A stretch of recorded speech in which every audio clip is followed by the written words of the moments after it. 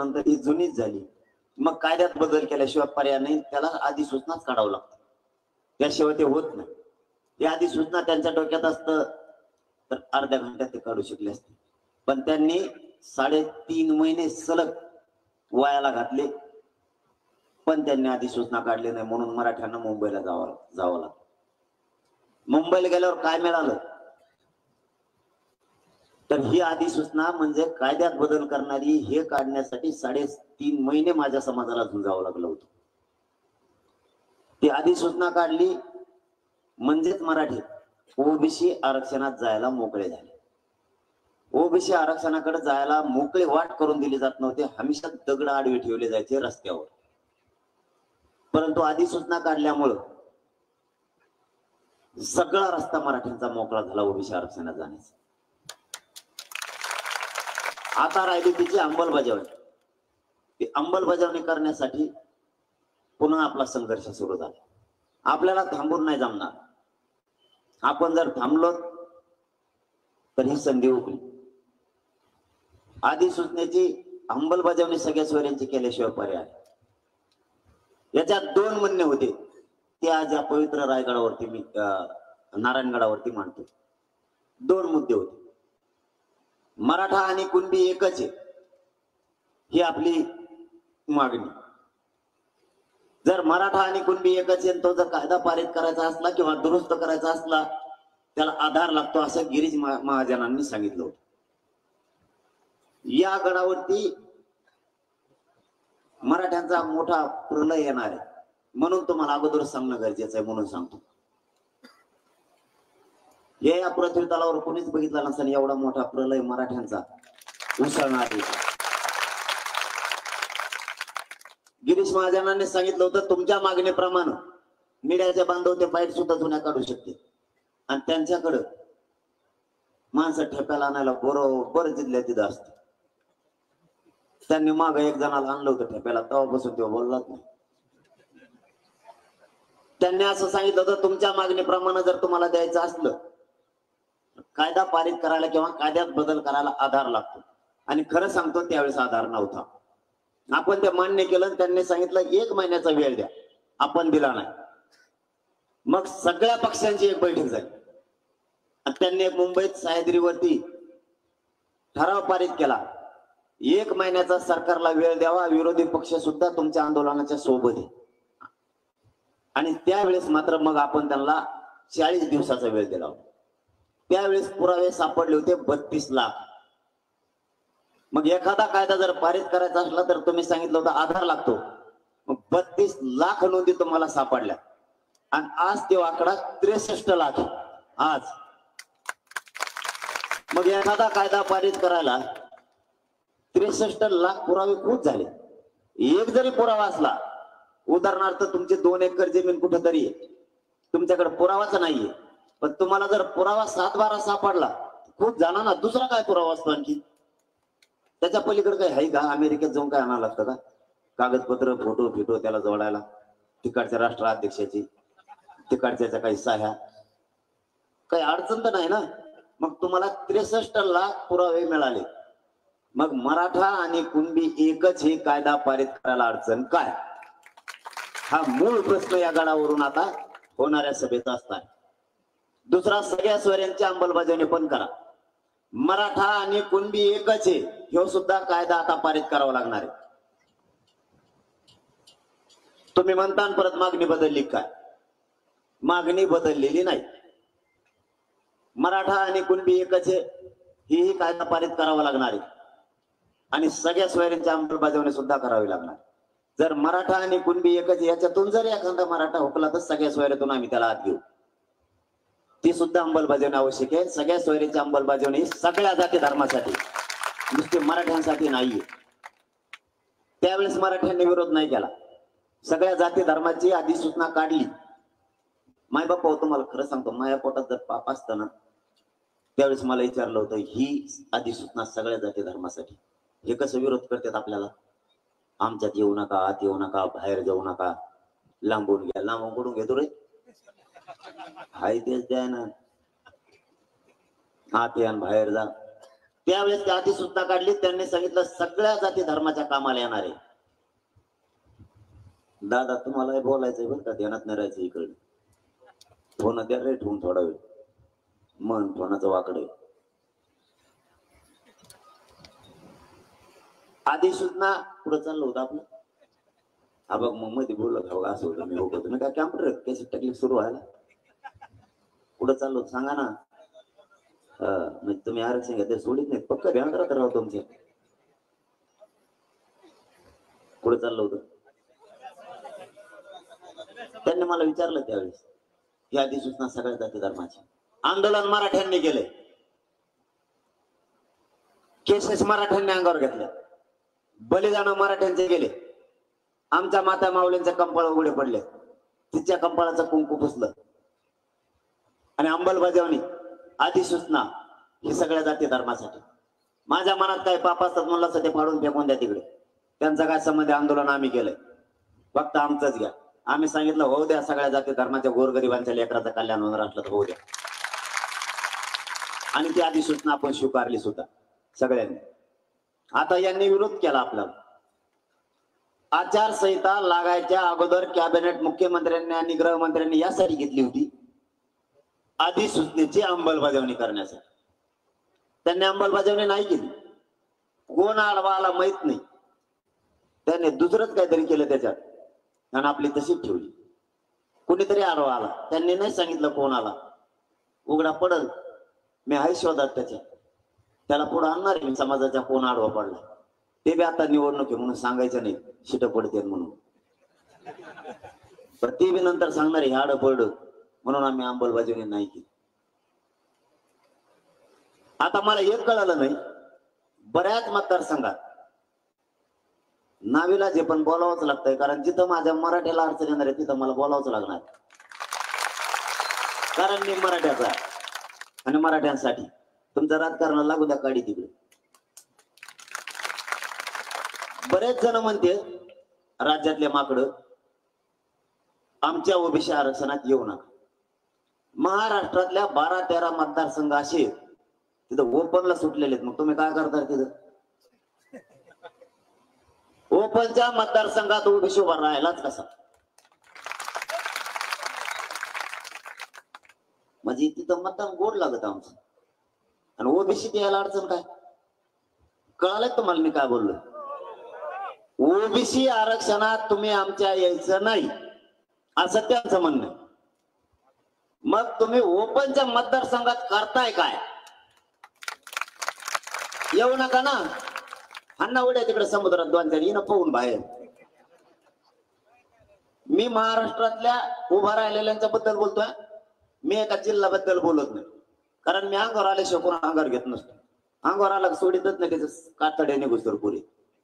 आपला धंदाच तसा आहे. मला लागलेलं येड मराठ्याच्या मध्ये बोलला की मी खपाखप धुवून काढीत असतो. जे सत्य ते तुम्हाला सांगतो. मी एका मतदारसंघाबद्दल नाही बोलत, नाही तर तुमच्या भावा व्हायच्या ताईट लगी. तुम्हाला तेवढंच पाहिजे.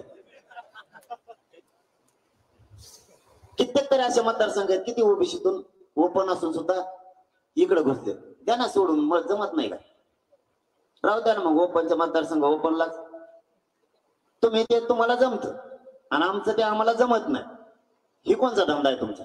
आणि तुम्ही बी राजकारण डोक्यातून काढा बरं का. तुमच्या पाय पडून सांगतोय पवित्र नारायणगाव, या राजकारणाच्या नादात ना आलेली संधी जाईन हातातून आणि येड लागणे. इतकं रक्तात आरक्षण राजकारण आहे बाबा. अगं बाय बाय बाय बाय. मी ते 6 दिवस बघितलं, अशी फजिती झाली. मग कुणी मला तिकीट दी, माझं काय तिकीट रे?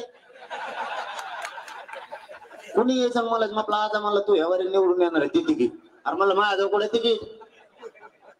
इतकं बेजार करतेत बाप, बेजार भयानक हे कारभारी.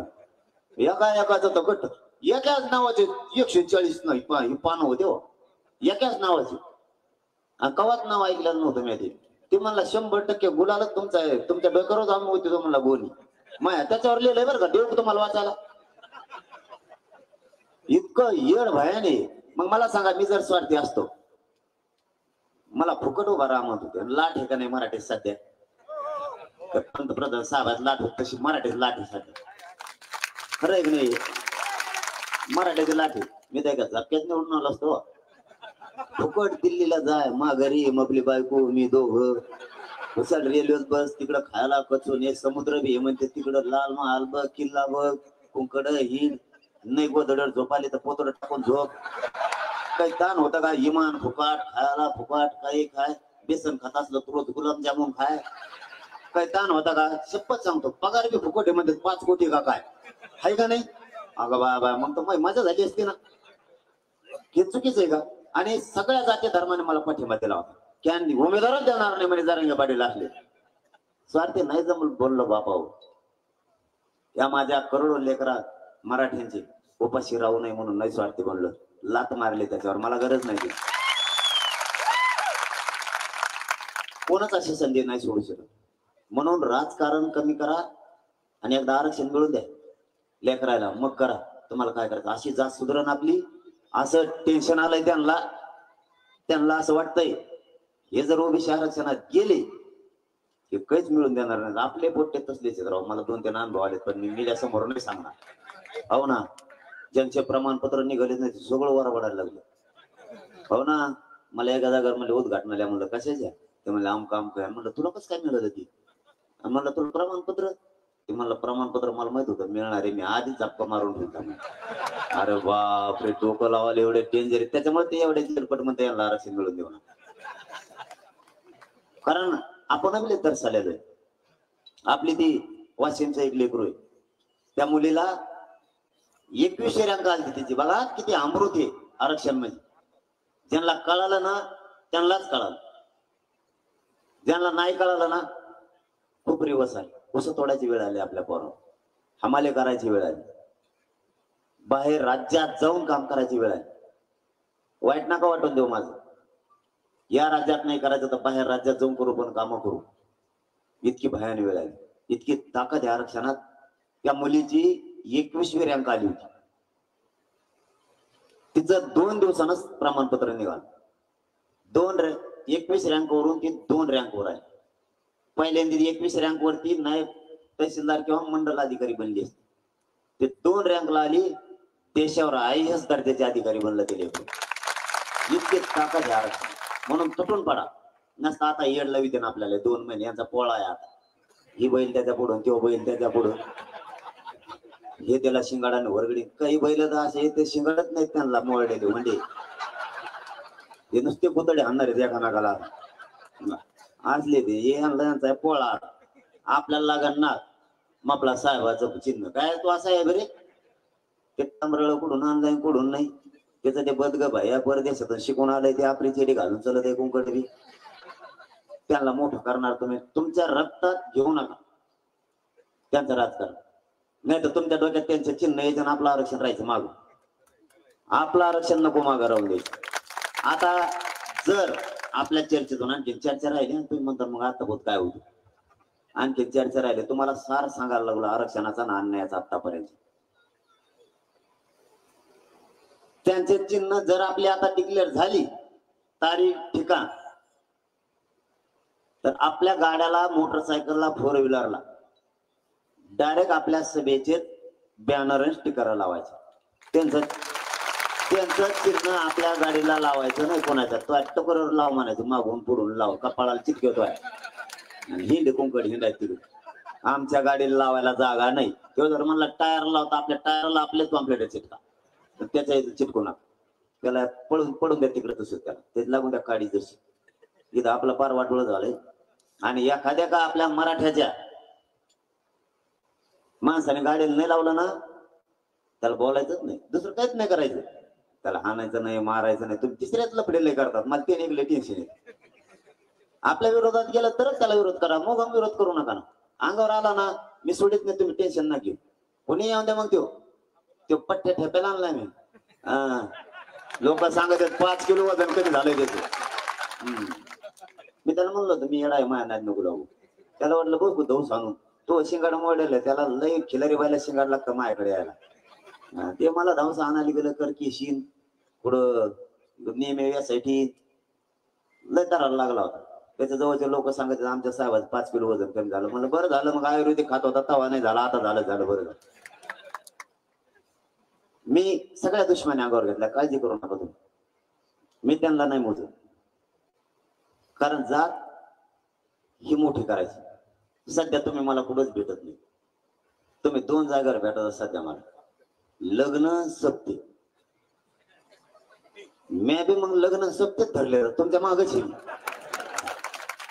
तुम्ही लग्नाला गेले की मी व्यासपीठावर मला म्हणजे आशीर्वाद दे. एक तर मला आशीर्वाद देता येत, मला आरक्षणावर बोलायला सांगा तुम्ही. खपा खप बोललो तुम्ही कधी.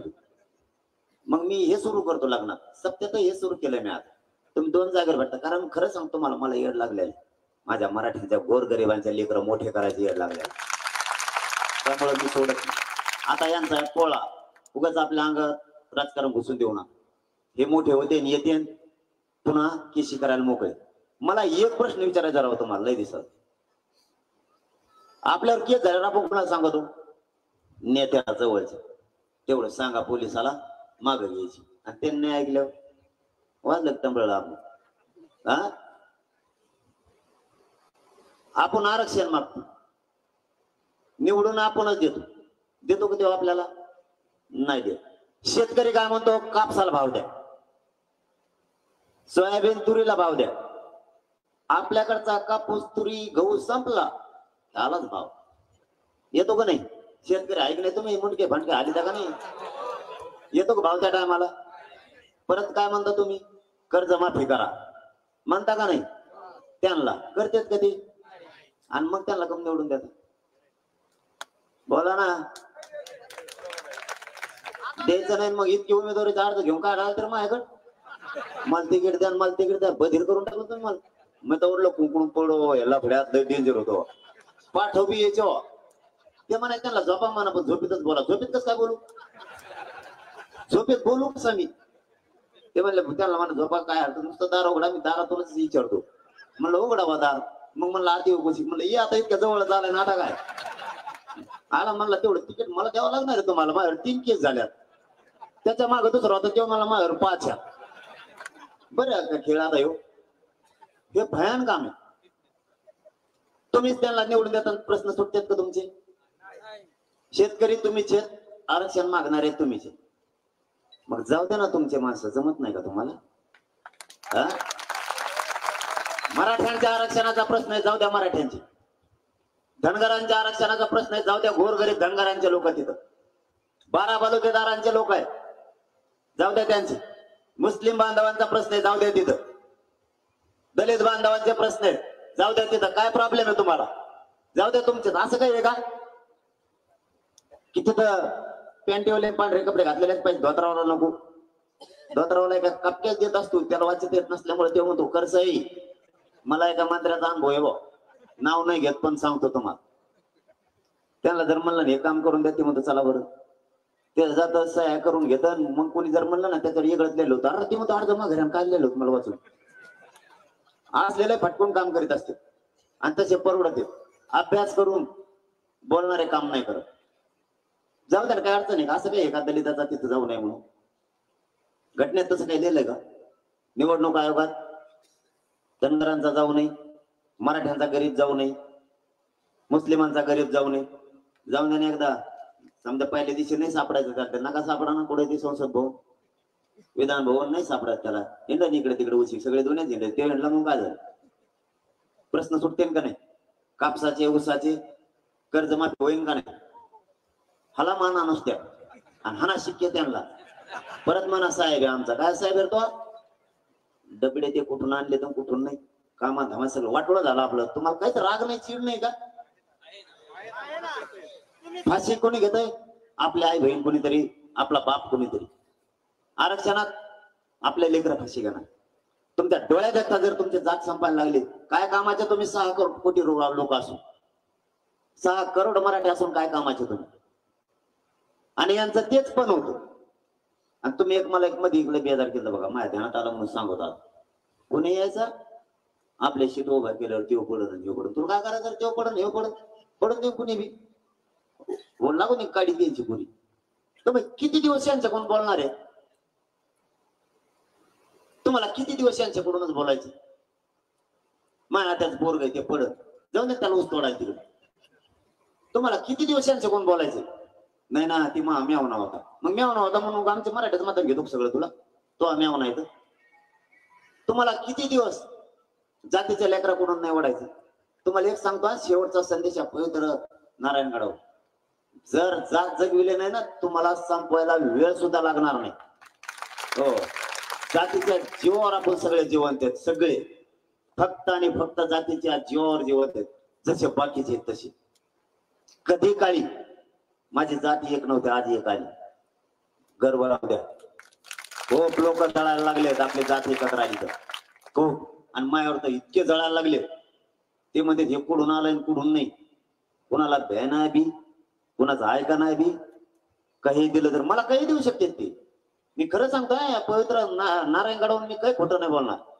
मला मी जर माग सरकारला असतो ना, इतके पैसे दिले असते माझ्या बायकोनं, मी दोघांनी 5 पिढ्या नोटा खाल्ल्या असत्या नुसत्या, आणि पद दिलं असतं. माझे 1-2 लेकरं सुखी ठेवून मी करोडो मराठीच्या लेकराचं वाटोळ करून त्यांचं पाप डोक्यावर नाही घेऊ शकत. कधीच नाही घेऊ शकत. फाशी घेऊन मरण पण तुमच्याशी गातारे नाही करणार. यो या नारायणगडावर शब्द आहे माझा. त्यांना पुढे टाकू द्या मला. याने इतक्या केस केल्यात मायावर. बैठक घेतली तरी बी केस. ह्या बैठकीची होती का काय बहुतेक. बैठक घेतली तरी केस. मी सप्त्याला गेलो तरी केस. रोडवर गाडी उभा केली म्हणूनच केस केली हो एका जागेवर मायावर. आता रोड न करून मग दगडा उभा करू वर. तू काय अधिकारी हे का काय आहे का, तू डोकं सोल्ड आहे का काय, काय मिळत लागा. एवढा देवेंद्र फडणवीसच्या आरी गेलेत अधिकारी सुद्धा. आणि देवेंद्र फडणवीस साहेब सुद्धा एवढा अन्याय करायला लागलेत मराठीवर भया.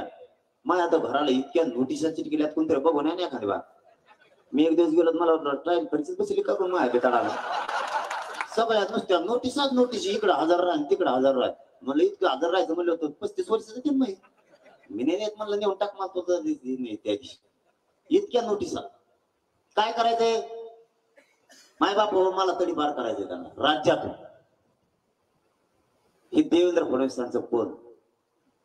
मी त्यांचं नाव घेतोय म्हणजे काय त्यांना विरोध नाही करत. इथं बी त्यांचे असते. परत म्हणायचं आमच्या साहेबाला बोलू काय साहेब आहे तो मराठीचं वाटोळ करायला निघाला मग असं आहे. त्याला 6 महिन्यात बोललो का मी. मग त्यांनी षडयंत्र का केले. महिलावर गुन्हे दाखल करावं. उलट त्यांना स्वाभिमान पाहिजे होता. भाजपाचा वरिष्ठ नेता मुरब्बी हुशार आहे. पक्षात कोणी येत नसलं तर जेलला टाकायच्या भीतीनं ओढून घेऊ शकतो.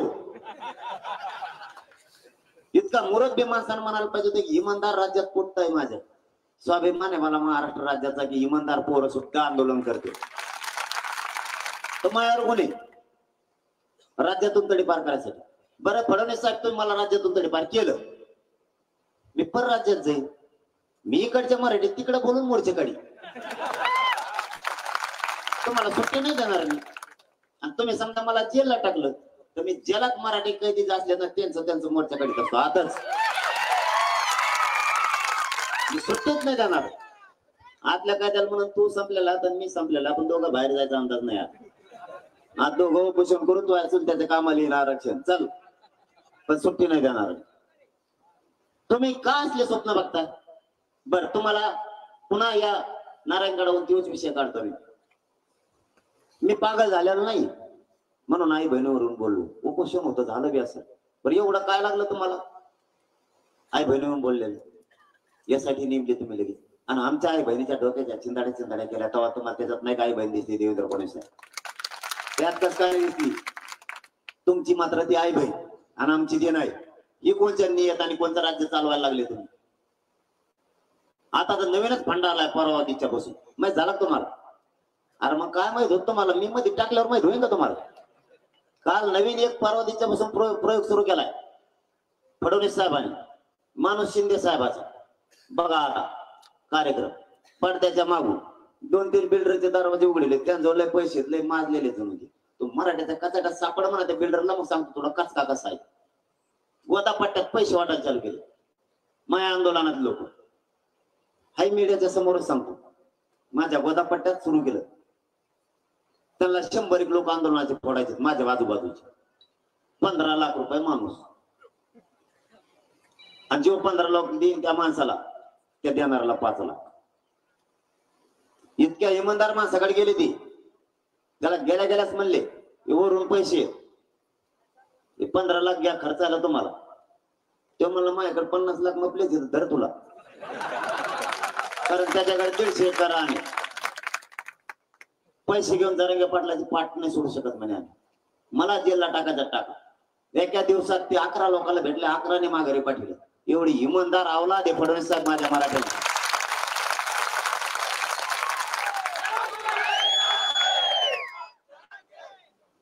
सांगतानाच सांगितलं त्यांना, आणि तेव्हा माणूस फोनवर सुद्धा बोलला मुख्यमंत्र्यांच्या ओळखीला. ते म्हणे घ्या घ्या दिलेत घ्या. म्हणलं कशाचे काय, पण काहीतरी असं का नाही. नाही म्हणलं राहू त्या खर्चा पाण्याला लागत. तुम्हाला लय झाले का, आरक्षण द्या ना, पैसे तुम्हाला घ्या. तुम्ही मला मागा, तुम्हाला नारायणगडावरून माझं आव्हान, तुम्ही पैसे मागा. 5,000 करोड रुपये लागतात, आरक्षण देतो. 2 घंट्यात मराठी 5,000 करोड रुपये द्यायला तयार आहे. चला, 2च घंटे लागू देत नाही. जातीला इकत घ्यायचं पाप करू नका. पुढे टक्कर तुमच्या नामच्या हायची, सुट्टी नाही देऊ शकत मी तुम्हाला. हे सत्य सांगितलंय मी तुम्हाला. माणसं सुद्धा आहेत आपल्याकडे. मग त्याचा बी वेळ आली ना, ते जर म्हणलेच लागलेच करायला कोणचा काय त्याला काढा त्याचे रेकॉर्ड मोबाईलचे. आमच्या तर काढायला लागलात ना तुम्ही, काढा त्याचे. आता महिलाचा विषय, महिलांवर आंतरवालीत 307 केसेस केल्या. 120 ब 353. तिथं कोणतं शासकीय कार्यालय? काल नांदेडला अशोक चव्हाण साहेबांनी सुद्धा आमच्या मराठ्यांच्या पोरांवरती 353 केलं. तिथं कोणतं शासकीय कार्यालय? अशोक चव्हाण साहेब, तुम्ही मध्ये जाता जाता राहिलात ना, आता मराठीत मागा लागा ठरला का तुम्ही? मिळायला लागले ना बाजरी भाकर, बाहेरचे खाणं गपचित. तुम्ही आता 353 करायला काय तिथं शासकीय कार्यालय होतं का? नाही ना. 353 त्या पोरांवरती गुन्हे दाखल केले. तिथल्या पोलिसांनी अशोक चव्हाण साहेबांवर का नाही केले? ते परवानगी घेऊन गावात आलते का? जर घोषणा द्यायची परवानगी आमच्या पोरांकडे नसाल, आमच्या गावात यायची परवानगी त्यांच्याकडे होते का? आणि गावात यायची परवानगी असेल तर त्याच गल्लीतून यायची होती का? तुम्हाला गल्ली नंबर 1 मधून परवानगी होती, 2 गल्ली नंबरतून आलेच कस काय? चल होय माघारी. तुम्ही 353 कसे दाखल करता? त्या वाघोलीच्या महिलांवरती केसेस दाखल केल्या का? आंदोलन केलं म्हणून. मराठ्यांना तुम्हाला जरा रिस लागू द्या. तुमची आई बहीण असेल किंवा कोणाची असेल, ती राज्याची ती माता माऊली आपली आई बहिणी. आंतरवाली सुद्धा 353, 307. कुणाचा हाफ मर्डर झाला का तिथं? 120 पर सामूहिक कट रचला का मी तिथं? आम्ही आमच्या मंडपात आपण बसलो तसं बसलेले, बाहेरून आले ना आपल्याला मारायला चालू केलं. याचा अर्थ कट रचून ते पोलीस आले होते तिकडून येणारे. 120 ब तुम्ही ते पोलिसावर लावला का? पारदर्शी समजताना स्वतःला फडणवीस साहेब तुम्ही त्या पोलिसांवरती 120 ब 307 लावला का? यासाठी त्यांची चौकशी होणार का? आता त्यांना बडतर्फ केलं जाणार का कायमचं? तुम्हाला सांगतो फडणवीस साहेबांनी काय केलंय मारणाऱ्या पोलिसांचं. 15 दिवसासाठी सगळ्यांना निलंबित केलं. आणि मी पाठीमागच्या महिन्यात माहिती घेतली की पोलिस कुठे आहेत, ते अधिकारी कुठे आहेत. फडणवीस साहेबांनी सगळ्याला बक्षीस देऊन बढती केली त्यांची. बघा मराठ्यावर अन्याय, सगळ्यांची बढती केली, वरिष्ठ पदावर नेऊन घातले. शिंदे साहेबांबद्दल आपल्या मनात पाप होतं का? कंटिन्यू सांगितलं तुम्ही कोणत्या पक्षातून आले, कोणकडे गेले, माझ्या मराठ्याला काय देणं घेणं नाही, काहीच देणं घेणं नाही. मराठ्यांना पक्की खात्री होती आरक्षण देऊ शकते तर शिंदे साहेबच. मी सुद्धा म्हणत होतो, समाज सुद्धा म्हणत होतो. मध्ये त्या फडणवीस साहेबांच्या नादी लागले. काय म्हणते, जर माया नादी लागलं तर मी लिमिट तोडल्यावर करेक्ट कार्यक्रम करत असतो.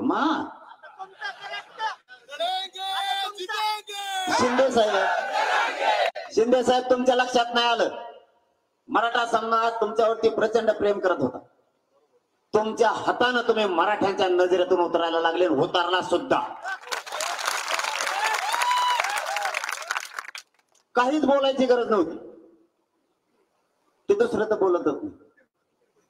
त्याचा ना 36चा आकडा आहे वाटतं आरक्षणाचा आणि त्यांचा. एखादी बार बोलतो उलशी माझ्या वाटायला गेलं मी असं करतो. काय करत असतो तू? ते बोलत नाही आणि बळच अंगावर घेण्यात मजा आली.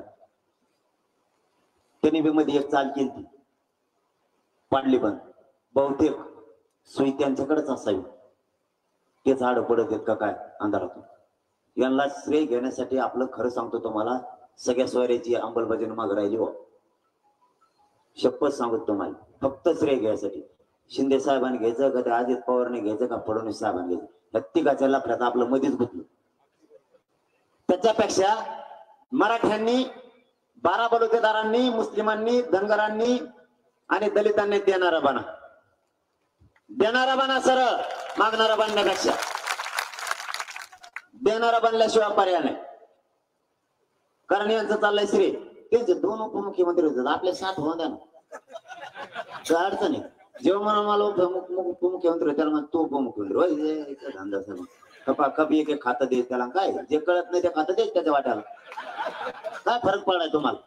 हो ना. अरे रूट तर पडली ना, एकच उपमुख्यमंत्री असतो, एक तर उपमुख्यमंत्री पदच अस्तित्वात नाही देशात, तरी पण दिले आपले 7 उपमुख्यमंत्री, 7 जातीचे 7 चालून दे. धनगराचा का उपमुख्यमंत्री झाला ना, बसा त्याला तिथं कसा कच निधी देईन देऊ, सह्या करायला ढिले नाही पडायचे. जाऊ द्या दलित बांधवाचं एक उपमुख्यमंत्री, मुख्यमंत्रीच नको नाही तर आपल्यात सगळे उपच राहू द्या. उपचा टोळका आल्यावर मग मंजुरी.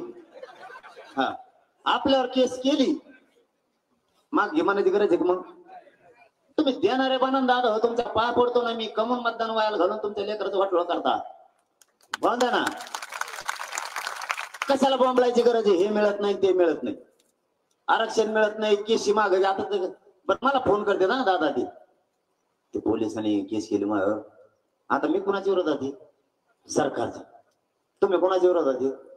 आणि ते खरंच केस मागे घेईन. आता माझ्यावर त्यांनी जास्त ठोकली, महज मला सुचना आहे. माझ्याकडे याय नाही ती कोंकड गेली का, 1.5 महिना झालाय कोंकड हिंड ती कोणाला मी काय करते. मी तिची वाट बघून बघून बघून बघून बेजार झालो. मी दवाखान्यात होतो, शपथ सांगतोय पवित्र नारायणगडवर मी खोटं नाही बोलणार तुम्हाला बरं का, आज तरी तसं बोलतच नाही मी, पण काहीच नाही बोलणार. आणि त्याला जर कळालं मीडियाच्या बांधवाच्या माध्यमातून आमच्या आमदाराच्या मंत्र्याची चौकशी लागली, ते म्हणतं मग पोट दुखायला, छातीत गोळा उठला त्याचा बीपी वाढतं, मग पोट दुखायला, छातीत गोळा उठला त्याचा बीपी वाढते, म्हणतात दवाखान्यात नाही. ते दवाखान्यात जातं, चौकशी होत नाही ना. मग ऍडमिट असल्यावर मी तर आधीच दवाखान्यात होतो 2 दिवस उपोषण सुटून, आणि मला कळालं यासाठी नेमले मायावर. मी तर दवाखान्यात होतो, माझ्याकडे आता सलाईन होती.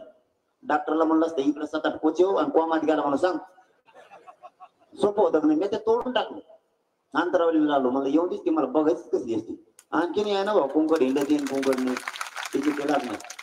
कशाला नाटकं करता काय रे माझ्याजवळ? कोणता राजकारणी माय माग जो बोलन त्याला कसा कच धुतोय मी? कोण आहे माग? तुम्हाला माहिती आहे का एखादा राजकारणी माग बस म्हणलं बसावं लागतं, उठ म्हणलं उठावं लागतं. आत्ताच्या उमेदवारासारखं कसे पळत येत ते, बस म्हणलं बसत येत आहे का? जातीच देणं घेणं त्यांना काही कोणत्याच. धनगर बांधवाला सुद्धा हेच भाजपवाले म्हणले होते युवतीवाले म्हणले आरक्षण देऊ, हे महाविकास आघाडीवाले विटंबराळे म्हणले होते देऊ म्हणून, दिलं की यांनी. तरी तिकूनच उभा राहणार तुम्ही, आपले तिकूनच उभा राहणार. तरी मला तर वाटतं पुढच्या वर्षी असा प्लॅन करावं, राजकारणी लोकांनी उभाच नाही राहायचं, एका पक्षाच्या लोकांनी उभाच नाही करायचे, त्यांचे जे पक्ष आहेत ना ते उभाच नाही करायचे, मराठ्याचं उभाच नाही करायचं. 70 वर्ष तुम्हाला दिली, आता 5 वर्ष जनतेला जरा परत फेड करायला शिका ना, का लोकांचाच खाता का रवी उपटा एकदा देणारे बना. सगळ्या जाती धर्माला आव्हान आहे माझं यांना नारायणगडावर, एकदा देणारे बना, मागणारे कवर बनायचं. आता भाऊ द्या जाऊ द्या आपले सगळे तिथं सामान्य गेले म्हणून काय झालं, सगळ्यांचे शेतकऱ्याचे प्रश्न मिटतील, सगळ्याचेच मिटतील. त्यांचं आपल्याला काही मागितलं की बजेट कोण म्हणतोय लगेच व्हायबल होते, कांद्यावर येतात पार त्यावेळेसारखे. त्याने एक लोक मध्ये घातले. तुम्हाला माहित नाही आतून काय करतोय ते, माहिती तुम्हाला काय करतो? तुम्हाला माहित काय नेमकं? मग तेव्हा आतून काय करतो माहितीये का? फडणवीस साहेबांनी चौकशी लावली किंवा त्यांच्याकडे जाऊन बसू चौकशी लावणार ते म्हणतो पुढं जाय पण मग जाऊ नको खायला काही मिळत नाही हागायला सुद्धा नाही मध्ये ते म्हणतो मग बरं बाबा चला बाबा आपलं पक्षातच जाऊ पुरे गेले साहेब तुम्ही घेण्याबद्दल आमचं काय म्हणणं नाही तुम्ही घाबरून घ्या नाही तर सरळ घ्या पण मराठा समाजाविषयी द्वेष आणि त्यांचं आरक्षण लवकर द्या द्वेष मनातून काढून टाका तुम्हाला ज्याला घ्यायचं त्याला घ्या भीतीनं तुमच्याकडे येणारा मराठा नाही मी एकटा उदाहरण आहे तुम्हाला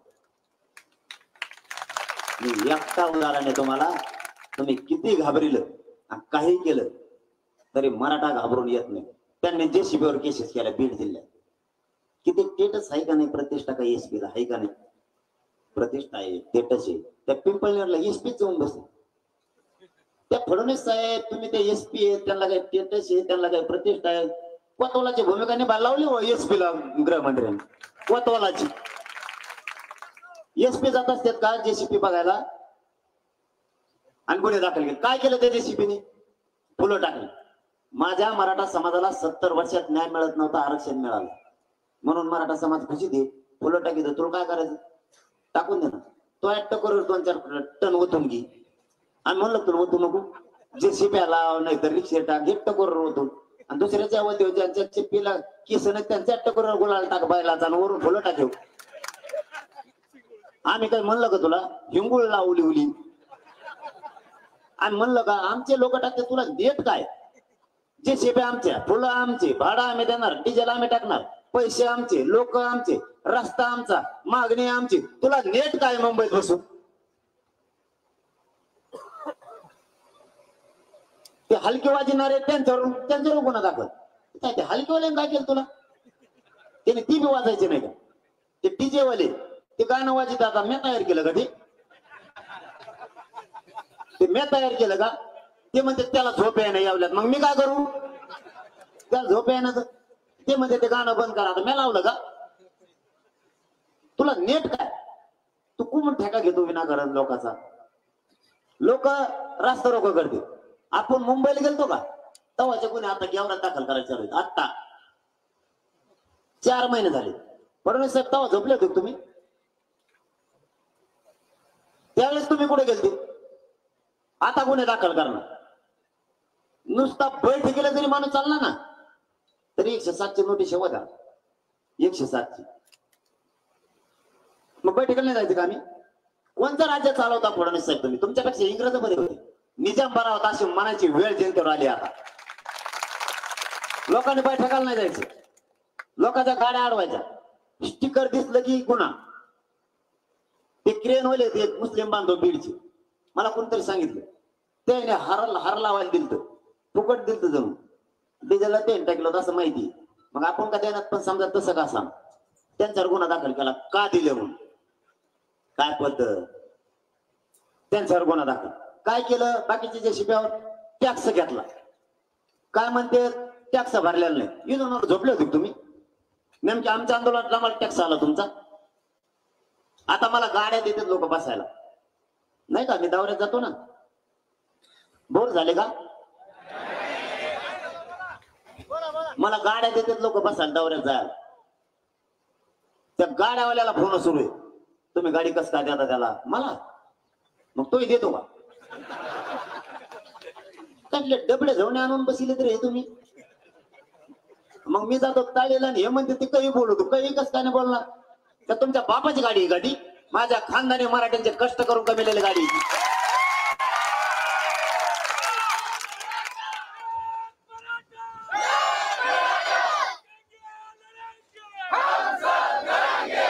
ते म्हणते ते गाडी का दिली डिझेल करून टाकतो अरे 50-50 60 लिटर जमीन आहे त्यांजवळ मी तुम्हाला नुसतं गोदा पट्ट्यातलं उदाहरण सांगतो गोदा पट्ट्यात 123 गावात 300 लोक असेल त्यांना 70 एकर पेक्षा जास्त जमीन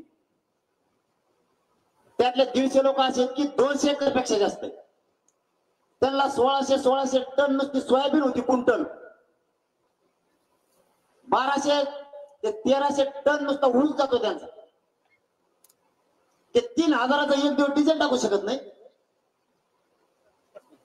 एका महिन्यात दिवस 30 गाड्या 300 देवेंद्र फडणवीस साहेब घ्या लिहून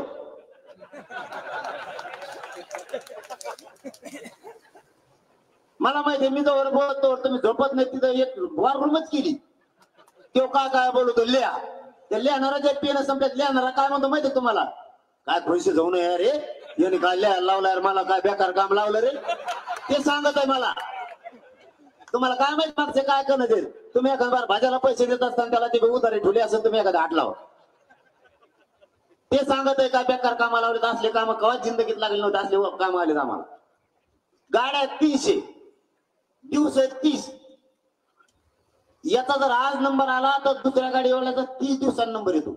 महिन्यातून एकदा 2-3 हजारात डिझेल टाकायला त्याला काहीच अडचण नाही. उलट आमच्यात भांडणं लागलेत माझ्या गाडीतून बसणार म्हणून. आपण म्हणता गाडी कशाला देतो कोण भेन त्यातला तुम्ही जे शिप्या नको म्हणले लोकांचे शिप्या बंद केल्या लोक माळदारू भरून गोण्या उचलायला लागले फुलाच्या. आता गोणीवर गुन्हा दाखल करता का फडणवीस साहेब पोत्यावरून गोणीवर मराठी नाही थांबणार तुम्हाला. त्या गाड्या त्याच्या कमी केल्या त्या गुन्हे दाखल करायला लागले त्यांच्यावर मग तर आता जास्त गाड्या यायला लागल्या जास्त यायला लागल्या. पहिल्यांदा तरी अर्ध डिझेल होतं मी डोकून बघायचं अर्ध टाकलं फुल आता फुल येतं सगळ्या गाड्या फुल येतात आता फडणवीस साहेब बोलल्यापासून डिझेलाची. कारण मला नुसती गाडी देऊन परवडत नाही भाऊ तुम्हाला माहित नसेल. मला जर नुसती गाडी दिली मिळत माझं आठवणा बी नाही त्यात टाकायचं का त्या गाडीवाल्या तेवढं सांगत होतं डिझेल फुल करायचं नाही अर्ध बंद पडेल टाकलं लागा ना आम्हाला. फडणवीस साहेब तुम्हाला नाही कळायचं हे जनतेचे लाट आहे ही उठाव आहे. याला उठाव म्हणजे तर तुमच्या जीवनात तुम्ही कधीच उठाव बघितलेला नसेल. आता बघा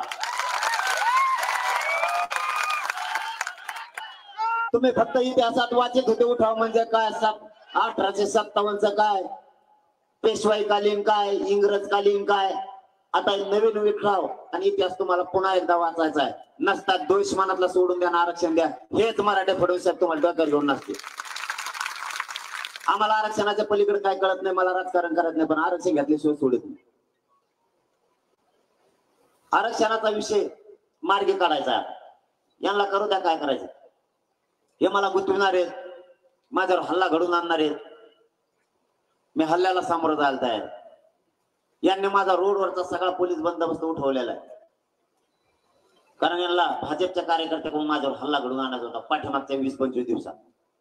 मला ज्यावेळेस कळालं खात्रीला आहे त्या टायमाला मी जाहीर सांगितलं तुमचा कोण कार्यकर्ता ना त्याला फक्त माझ्या गाडीला आडोय म्हणा मग त्याला कचका दाखव कसा असतो. कुणीच नाही आलं. आम्ही बी काय एवढ्या कच्च्या तालमीतले नाहीये. तुमच्याकडे सत्ता आहे म्हणून तुम्ही गैरवापर करायला लागला. पलटी होऊ शकते पलटी होऊ शकते.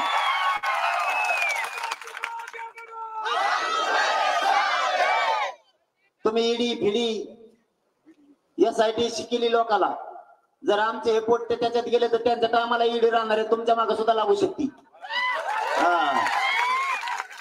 ज्याच्याकडे सत्ता असेल त्याच्या मागे चलत येतो म्हणजे असं म्हणतात लोक. मग आपले पोरायचे आल्यावर ते बी कोणाच्या मागे पळू शकते. आम्ही तर चाक बसू तिला पण कोणाच्या मागे पळालो मग आम्ही बी कशाला ना दिला तर जनतेच्या जनता मायबाप समजा मस्ती येऊन देऊ नका सत्तेची. जनता काही करू शकते. आम्ही दुसरी सापडून आणू आणखी तिला एखादी भारी असली तर पण ढिले नाही पडणार. मराठ्या संग डोकं लावू नका. तुम्ही जेवढे डाव टाकलेत तेवढे तुमच्यावरती प्रति डाव टाकून तुम्हाला मी मागसर केलेलं आहे. आणखी नाही पुढचे तुमचे यशस्वी होऊ देणार नाही. आता शेवटचा डाव आणला त्यांनी पैशाचा ते बी काल उघडा पडल्यामुळे ते बंद झालं. ते माघारी गेलं तर आलंच नाही. त्याला फोन लावतो तो आम्ही ते फोनच उचलेल. ते म्हणतो लय घाणशा देते बोल लोक कशाला आलं तर घेऊन घाण द्यायच्यात काय करते. आता नवीन डाव आणायची सावधी चालू देते. आंतरराष्ट्रीय दर्जाचं त्यांनी संगणक आणलं असं मला कळालं पण 8 दिवस झाले कळालं. हुबेहूब जशाला तसंच व्हिडिओ बनवते जणू ते. आता मला बदनाम करायचे त्यांना. कसला तरी व्हिडिओ दाखवायचा याचं टकोर त्याला बसायचं त्याचं टकोर याला बसायचं त्याचे केस त्याला बसायचे आणि ते दाखवायचं. ते तसं नाही ते नवीन व्हिडिओ नाही टाकता येत. बघा माया इमानदारीचं फळ आहे. माया इमानदारीचं फळ आहे. ते नवीन एक आता व्हिडिओ येणे बॉल म्हणून त्याचा टकोराला लागत इथं त्याच्या इकडं लागतो एखाद्या पण मुंडकं फिरताना दिसतं ते दुसराच असं नाही. त्या हुबेहूब दिसतोय दरवाजापर्यंत आलेला अमुक आत नाही गेला तरी आत सुद्धा गेलेला दिसतो. इतकं राईट जसाल तसं. आणि मग मला बदनाम करायचं. काय नीच विचार आहे यार तुमची. एवढं मोठं सत्ता चालवता, माझे घाण घाण व्हिडिओ बनवायचे ते व्हायरल करून तुम्हाला मला बदनाम करायचे. मी काय चूक केले हो माय बापा? मी इमानदारीनं समाजाचं काम करतो, ही चूक आहे का? मी समाजाशी प्रामाणिक आहे, तुम्हाला फुटत नाही, मॅनेज होत नाही, ही चूक आहे का माझी? काय वागता तुम्ही माझ्याशी? असले व्हिडिओ कुठं रेकॉर्डिंग व्हायरल करणार? तुम्ही समोरासमोर खेटा ना, समोरासमोर खेटा. तुम्हाला लोकशाहीने खेटायचं तर त्यांनी खेटा, घटनेने कायद्याने खेटा. माझ्या विरुद्ध राज्यात एकही तक्रार नाही, एकही. त्याच दिवशी मी गोदावरीत उडी टाकेन तर एक तक्रार असली, एक बी नाही. मला एकही माता माऊली म्हणू शकत नाही वाकड्या नजरेने बघितलं, एक बी. मी भांबेरीत 3.5 महिने राहिलो, 6 महिने साष्ट पिंपळगावात राहिलो, आता 9 महिने झाले. मी अंतरवालीत ओडी काळ्यात 2 महिने राहिलो. एकही आई माऊली म्हणू शकत नाही आमच्याकडे वाकड्या नजर. काय नियत आहे, काय सरकार चालवायला लागलेत भंगार सारखे. तुम्ही व्हिडिओ तयार करणार, त्या कशाच्या माध्यमातून ते व्हायरल करणार. फडणवीस साहेब तुम्ही ते बी केले तरी मी मराठ्यापासून तुटू शकत नाही, मी लांब जाणार आहे. तुम्ही काहीही करा, वेळ आली ना तुमच्या मुंडकावर पाय देऊन आरक्षण घेऊन पण सोडत नाही मी. आता तुम्हाला काय बदनामी करायची, काय व्हिडिओ आणायची दान, मी नाही हटत. मी तुम्हाला कशाला थाटत नाही. यांना अंगावर घ्यायची गरजच नव्हती. सगळ्यात महत्वाचं ते शेप होते. आमचं लागलं होतं त्याचं. मग काय ते कुठे गेला का तर सध्या येवल्यावला 15 दिवस झाले दिसणार काय? पार पाचून पडला का काय तिकडे? हिमालय झोपलाय का? बोला काही व्हाय ना कुठे का? त्याला वाटलं बरं झालं जा तिकडे गेला ह्यो आपल्याकडे होता. मी पळच नाही बोलत माय बाबा, तुम्हाला शपथ घेऊन सांगतो, मी शपथ घेऊ शकतो कधीच वापरत नाही. मी कधीच बोलत त्याला अंगावर घ्यायची काहीच गरज नव्हती. ते एक डबड ते तिकड ते येच ते जामनेरच ते म्हणतंय याचा लय लाड केलाय. मा काय लाड केला तो? मा तो काय चहा पाहिजे मला एखादी बार? तो काय मला कपडे घेतले एखादी बार? का पाळणा त्याला झोका देतो का तुम्हाला? तो काय लाड केला? मा तूच आमच्या अंतर झाला, फुकट चहा पिऊन गेला आमचा. पोहे त्याच्या दापातले निघाले नसते ना आणखी. 20 रुपयाचं आमचीच पाण्याची बाटली पिऊन गेलो. अरे राग कशाला म्हणते हे सुद्धा तुला कळत नाही. राग कळत तुम्हाला? राग झालेली, स्वयंपाक केलेली, तिथे एक उकंडा होता, मी दिले व्यासपीठावरून हाकून. जाऊ दे माय नाही पुरात पोटात, मी सांगतो तुम्हाला. तिथं एक उकंडा आहे मोठा, पुढं लिंबाच्या पुढं नाही का ते येशी पशी लिंब घेतला ना तुम्ही अंतरवालीला, त्या लिंबापाशी उकंडा आहे. मी दिले व्यासपीठावरून हाकून सगळे आलेले मंदिर मला तिकडे तुमचं मन जमत. ते गेले म्हणले इथंच बसा इथंच बसा. एक जणांना घरी बसले ते चहा पाणी प्या. तेवढ्यात गडबडीत फोन आला, कोणतरी घोंबरे मामाला म्हणलं ते व्यासपीठावर खवळ म्हणे कोणाच्या घरी बसले म्हणून. फोडीताना आमचे लोक पळावा म्हणे पटकन बाहेर नाही ते मीडियात काही म्हणून. ते गडबडीत गोबाल होता त्याच्या कानाला, ते पळत पळत बाहेर आलं. म्हणजे गडबडीत पळत नाही पण गडबडीत आलं. त्याचा एक पाय गेला त्या उखांड्यात आणि त्या फुटाडाला लागून ते आलं राखतीवर. आणि ते म्हणतो काय निकाल खालून? आणि तुला राग कळा ना खालून काय निकाल राग?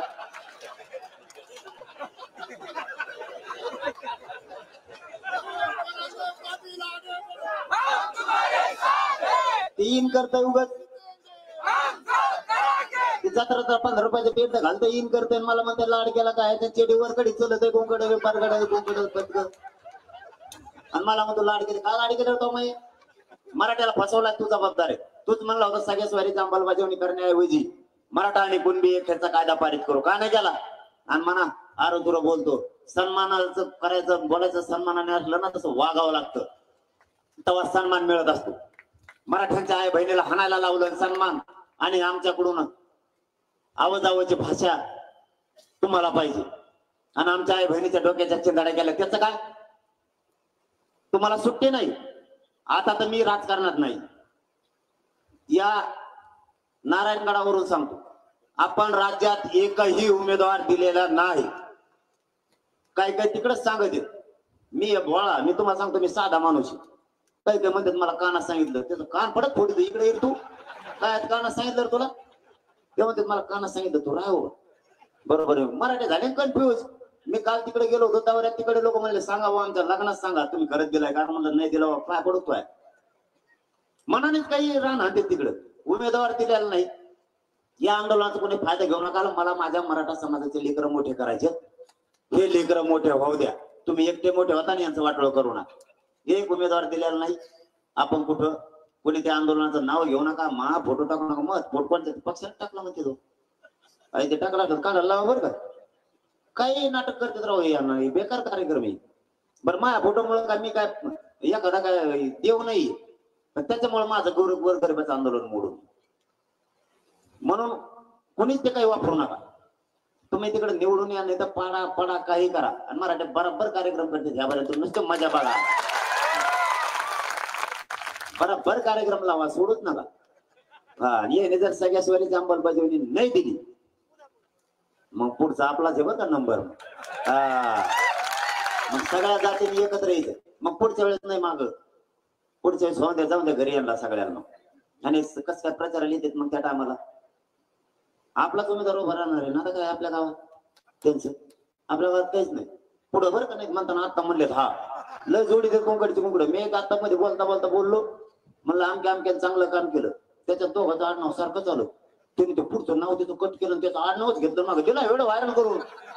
ते म्हणले ते मी माझं पाठीशी नेऊ, खतरनाक कार्यकर्ता आहे बघा कार्यकर्ता. इतके डोकं लावते डेंजर. त्याचं नाव काढून टाकलं, त्याने फक्त पुढचं आडनाव घेतलं त्याचं, त्याला व्हायरल करून सगळीकडे. म्हणजे तुम्ही समाज अडचणी देणं असं करू नका. मी खरं सांगतो, मला लय जीवाची बाजी लावून माझी जात एकत्र केली. माझी जात आता फुटून देऊ नका, काही करून फुटून देऊ नका. तुमच्या राजकीय स्वार्थासाठी तर अजिबात नाही. आणि विरोध केला कुणी तरच विरोध करा. बळच उगा विरोध करून अंगावर कोणाला घेऊ नका, काही गरज नाही. एखाद्याने विरोध केला ना, त्याच्या दारात जाऊन त्याच्या मनगटाला मनगट लावायची ताकद आपल्या ते, काय घाबरायचं काम नाही कोणाला. हा, पण बळच नाही आपल्याला. आता मूळ विषयाकडे आपण, सरकारने आपली फसवणूक केली सगळ्या सोयऱ्याच्या अंमलबजावणी. आणि मराठा आणि कुणबी एक असले, दोनही विषय पाहिजे. गुन्हे मागा घेऊ ते काही घेतलेलं नाही. हैदराबादचं गॅजेट घेऊ घेतलं नाही. बॉम्बे गव्हर्नमेंटचं घेऊ नाही घेतलं. सातारा संस्थांचं नाही घेतलं. 1901 ची जनगणना नाही घेतली. 1881 ची जनगणना नाही घेतली. हे सगळं घेऊ म्हणले. शिंदे समितीला मुदतवाढ दिली. शिंदे समिती काम करती, जे करती ती करतीच. परंतु खालचे अधिकारी प्रमाणपत्र मुख्यमंत्री साहेब आणि गृहमंत्री साहेब देत नाहीये. ते तातडीनं द्यायचे सांगा उद्यापासून. खोटे गुन्हे दाखल करायला सुरुवात आहे. फडणवीस साहेब ते आता तरी थांबवायला लावा. विनाकारण लोकांना त्रास दिला जातो. आत्महत्या ज्या बांधवांच्या झाल्यात, त्यांच्या नोकऱ्याच्या बऱ्याच जणांच्या ऑर्डर मुद्दाम ठेवल्या. त्यांचा निधी मुद्दाम दाबून ठेवलाय, मुद्दाम. आणि आमच्यावर जर तुम्ही असे गुन्हे दाखल करताय, तर फडणवीस साहेब सरकारवर सुद्धा 302चे गुन्हे दाखल करा. कारण आमच्या 350 ते 400 पोरांचे बलिदान या आरक्षणासाठी गेले, तुमच्याच मुळे गेले. याला दुसरा कोणी जबाबदार नाही. आपले हे काम सरकारने केले नाही. म्हणून पुन्हा एकदा आपण आंतरवालीला 1 ते 1.5 करोड मराठी एकत्र आले होते. आता राज्यातला 6 करोड मराठी एकत्र आहे. एकही राज्यातला मराठा यावेळेस घरी राहणार नाही, एक सुद्धा. एवढी चीड निर्माण झाली यासाठी नेमल्यामुळं, महिलांवरती खोटे गुन्हे दाखल केल्यामुळं, मराठ्यांचे आरक्षणाचा प्रश्न न सोडवल्याबद्दल ते 10% आता आरक्षण दिलंय. याच्यामुळे पोरांना पोलीस भरती जाता येणार. सारथीचे कालपासूनचा प्रश्न मी MD ला सांगतोय. काल चंद्रकांत दादांना सुद्धा सांगितलं, बरं झालं माझ्या ध्यानात आलं, आता पुन्हा सुरू झालं. काल चंद्रकांत दादांना मी फोन केला, त्यांना सांगितलंय सारथीच्या पोरांना जे तुम्ही त्यांना 3 महिने वाढून दिले. JR तुम्ही काढलाय, मी नाही. ज्यावेळेस सारथीचा तुम्हाला 3 महिने वेळ वाढून द्यायचा होता, 8 महिन्याच्या ऐवजी 11 महिने करायचे होते, त्यावेळेस तुम्ही असं सांगितलं की आपण सगळ्याच जाती धर्माला करू. आणि म्हणलं हो, तुम्ही केलं, त्यांना तसंच लागू ठेवलं. आपल्या पोरांना त्या 3 महिन्याचा फायदा होत नाहीये. अभ्यासक्रम 8 महिन्यात त्यांचा पूर्ण झाला नाही. काल जवळपास 1500 पोरं आंतरवालीला आले होते. त्यांना फोन करून सांगितलं तर त्यांचं उत्तर काय होतं माहितीये का? मुख्यमंत्री पॉझिटिव्ह आहेत म्हणे, त्यांना सांगा. मग तुम्ही काय मुख्यमंत्री संपायला निघालात का काय? तुम्हाला काम सांगितलं की तुम्ही त्यांचं नाव दाखवलं, त्यांना काम सांगितलं का ते म्हणतात गृहमंत्री पॉझिटिव्ह. काय मिळेल येऊ नेमका? म्हणजे हे मराठ्यांना येड्यात करायची भूमिका आहे का? आणि आमचे पोरं संपवायचे ते कोर्सेस एमपी, आणि तुम्ही त्यांना सांगता मुख्यमंत्री पॉझिटिव्ह आहेत, आणि तुम्ही त्यांना सांगता मुख्यमंत्री पॉझिटिव्ह आहेत, पण तरी मी प्रयत्न करून बघतो उपसमितीचा अध्यक्ष कोण आहे? तुम्ही कशाला नेमले? ते रद्द करून टाका, ते काढा, ते सगळे उपसमितीचा अध्यक्ष द्या फेकून बाजूला. मुख्यमंत्र्यांनी हे का हटवायला पाहिजे हे सगळं.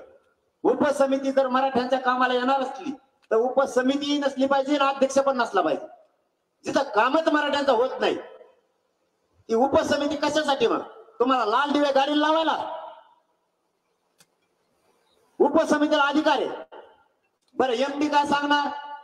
सरकार करत नाही.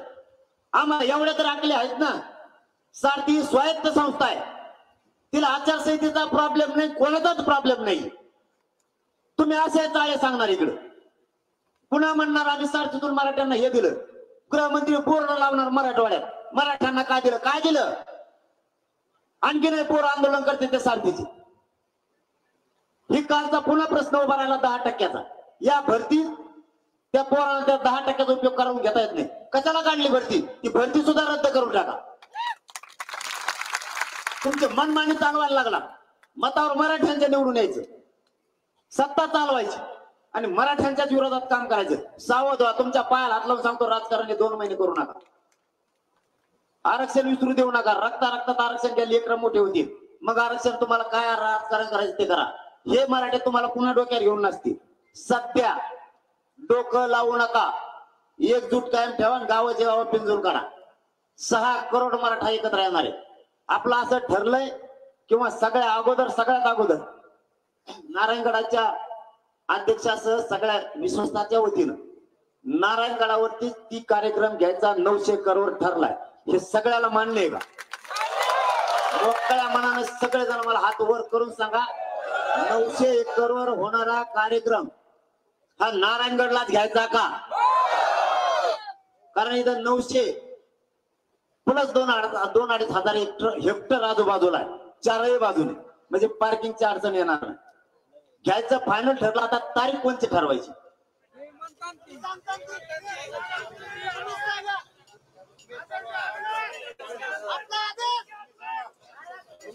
आपल्याला वेळ बी पाहिजे तयारीला. जूनच्या पहिल्या आठवड्यात, म्हणजे हे 2 महिने ते तिकडे त्यांचं डफडवाजी द्या, आपला चलून जायचा दांडा इकडे तयारीचा. कारण 2 महिने तयारीला असलेच पाहिजेत, 1 महिना किंवा 2 महिने तयारीला. कारण तुम्हाला लहान नाहीये तयारी, आम्हाला अंतरवालीचा अनुभव सभेचा. 20 किलोमीटरवर काही केलं तरी ते रेकॉर्ड नाही तुटू शकत. 4ही बाजूने 20-20 किलोमीटर लोक होते. काय हाल झाले, तिथं काय लागणार आहे सगळी व्यवस्था करायला लागणार. इथं सगळी जागा आहे, इथल्या सगळ्या परवानग्या त्या बीड जिल्ह्यांच्या खांद्यावर मोठी जबाबदारी आहे. कारण महाराष्ट्रातून समाज येणार आहे, तुम्हाला सेवा करायची मायबापाची संधी आहे. राज्यातला मायबाप एकत्र येतो. आपण इथं तर आहेच, इथं 4ही बाजूने लोक बसणार आहेत. 4ही बाजूने गडावरती एकही गाडी वरती आणता येणार नाही. नीट निवेदन लक्षात राहू दे. सगळी पार्किंग गडाच्या पायथ्याला करावं लागणार आहे. आसपासच्या गावात वर माणसं बसणार नाहीत, 4ही बाजूला माणसं बसणार आहेत. म्हणजे इकडची पण पूर्ण बाजू, इकडं काय 1000 एकर असेल तिकडं सुद्धा, इकडं 800-900 एकर इकडं, इकडच्याही बाजूला आणि पाठीमागच्याही बाजूला सगळ्या दगडावर तुम्हाला नुसते मराठी आणि मराठी दिसणार आहेत. त्यामुळे पायथ्याचे जेवढे गाव आहेत तेवढे शिवार सगळे पार्किंगला लागणार. ही रस्ता राजुरी पर्यंत 200 फुटावर मीटरवर तुम्हाला मोठमोठाले फोकस लावणे. म्हणजे कोणाला रात्री बाहेर निघताना किंवा दिवसा बाहेर निघताना पार्किंग मधून मोबाईलची बॅटरी सुद्धा लावायची गरज नाही पडली पाहिजे, इतका उजा ठेवावा लागणार. कारण माता मावल्या येणार आहेत, ही सगळी सुविधा बघून ते येणार आहेत, मग घाबरणार नाहीये. प्रत्येक 200 मीटरवर पाण्याचा टँकर ठेवणे तुम्हाला, प्रति 200 मीटरवर. 200 मीटरवर दवाखाना, कारण इथं 500 बेडचं आयसीयूचं हॉस्पिटल बनणार आहे 6 दिवसासाठी. डॉक्टर पण आले, ती सगळी टीम त्यांची जोडणार आहेत. म्हणजे एखाद्या पेशंटला किंवा एखाद्या आपल्या व्यक्तीला जर इथं काही झालंच त्याला पुण्याला जरी न्यायची वेळ आली दवाखान्यात तरी न्यायची गरज नाही पडणार, इथंच नीट होणार. एवढे मोठमोठाले मशीन इथं चालणार आहे. कारण आंतरवालीचा सगळा अनुभव आपल्याला इथं वापरायचा. इकडच्या बाजूला पाडळ शिंगेच्या हवेपर्यंत म्हणजे त्या काजाळ्याच्या येशी पर्यंत तुम्हाला 200 मीटर वरच इथून तिथून फोकस लावून आहे. 3 गोष्टी करणं फोकस खाली. पाणी, तिथं टँकर, तिथं दवाखाना आणि जेवणाचं. लाइटिंग या शिवापासून त्या शिवापर्यंत लोकांनी गावाने टाकायचं. त्याच गावाला तयारी करायची म्हणजे भार कोणावर येणार नाही. इकडच्या बाजूला सुद्धा करायला 4ही बाजू रस्ते. हे सोलापूर धुळे हवेला इथं सुद्धा तुम्हाला तेच करावं लागणार. कारण इथं 4ही बाजूला हॉस्पिटल राहणार. या बाजूला आणि तिकडच्या बाजूला.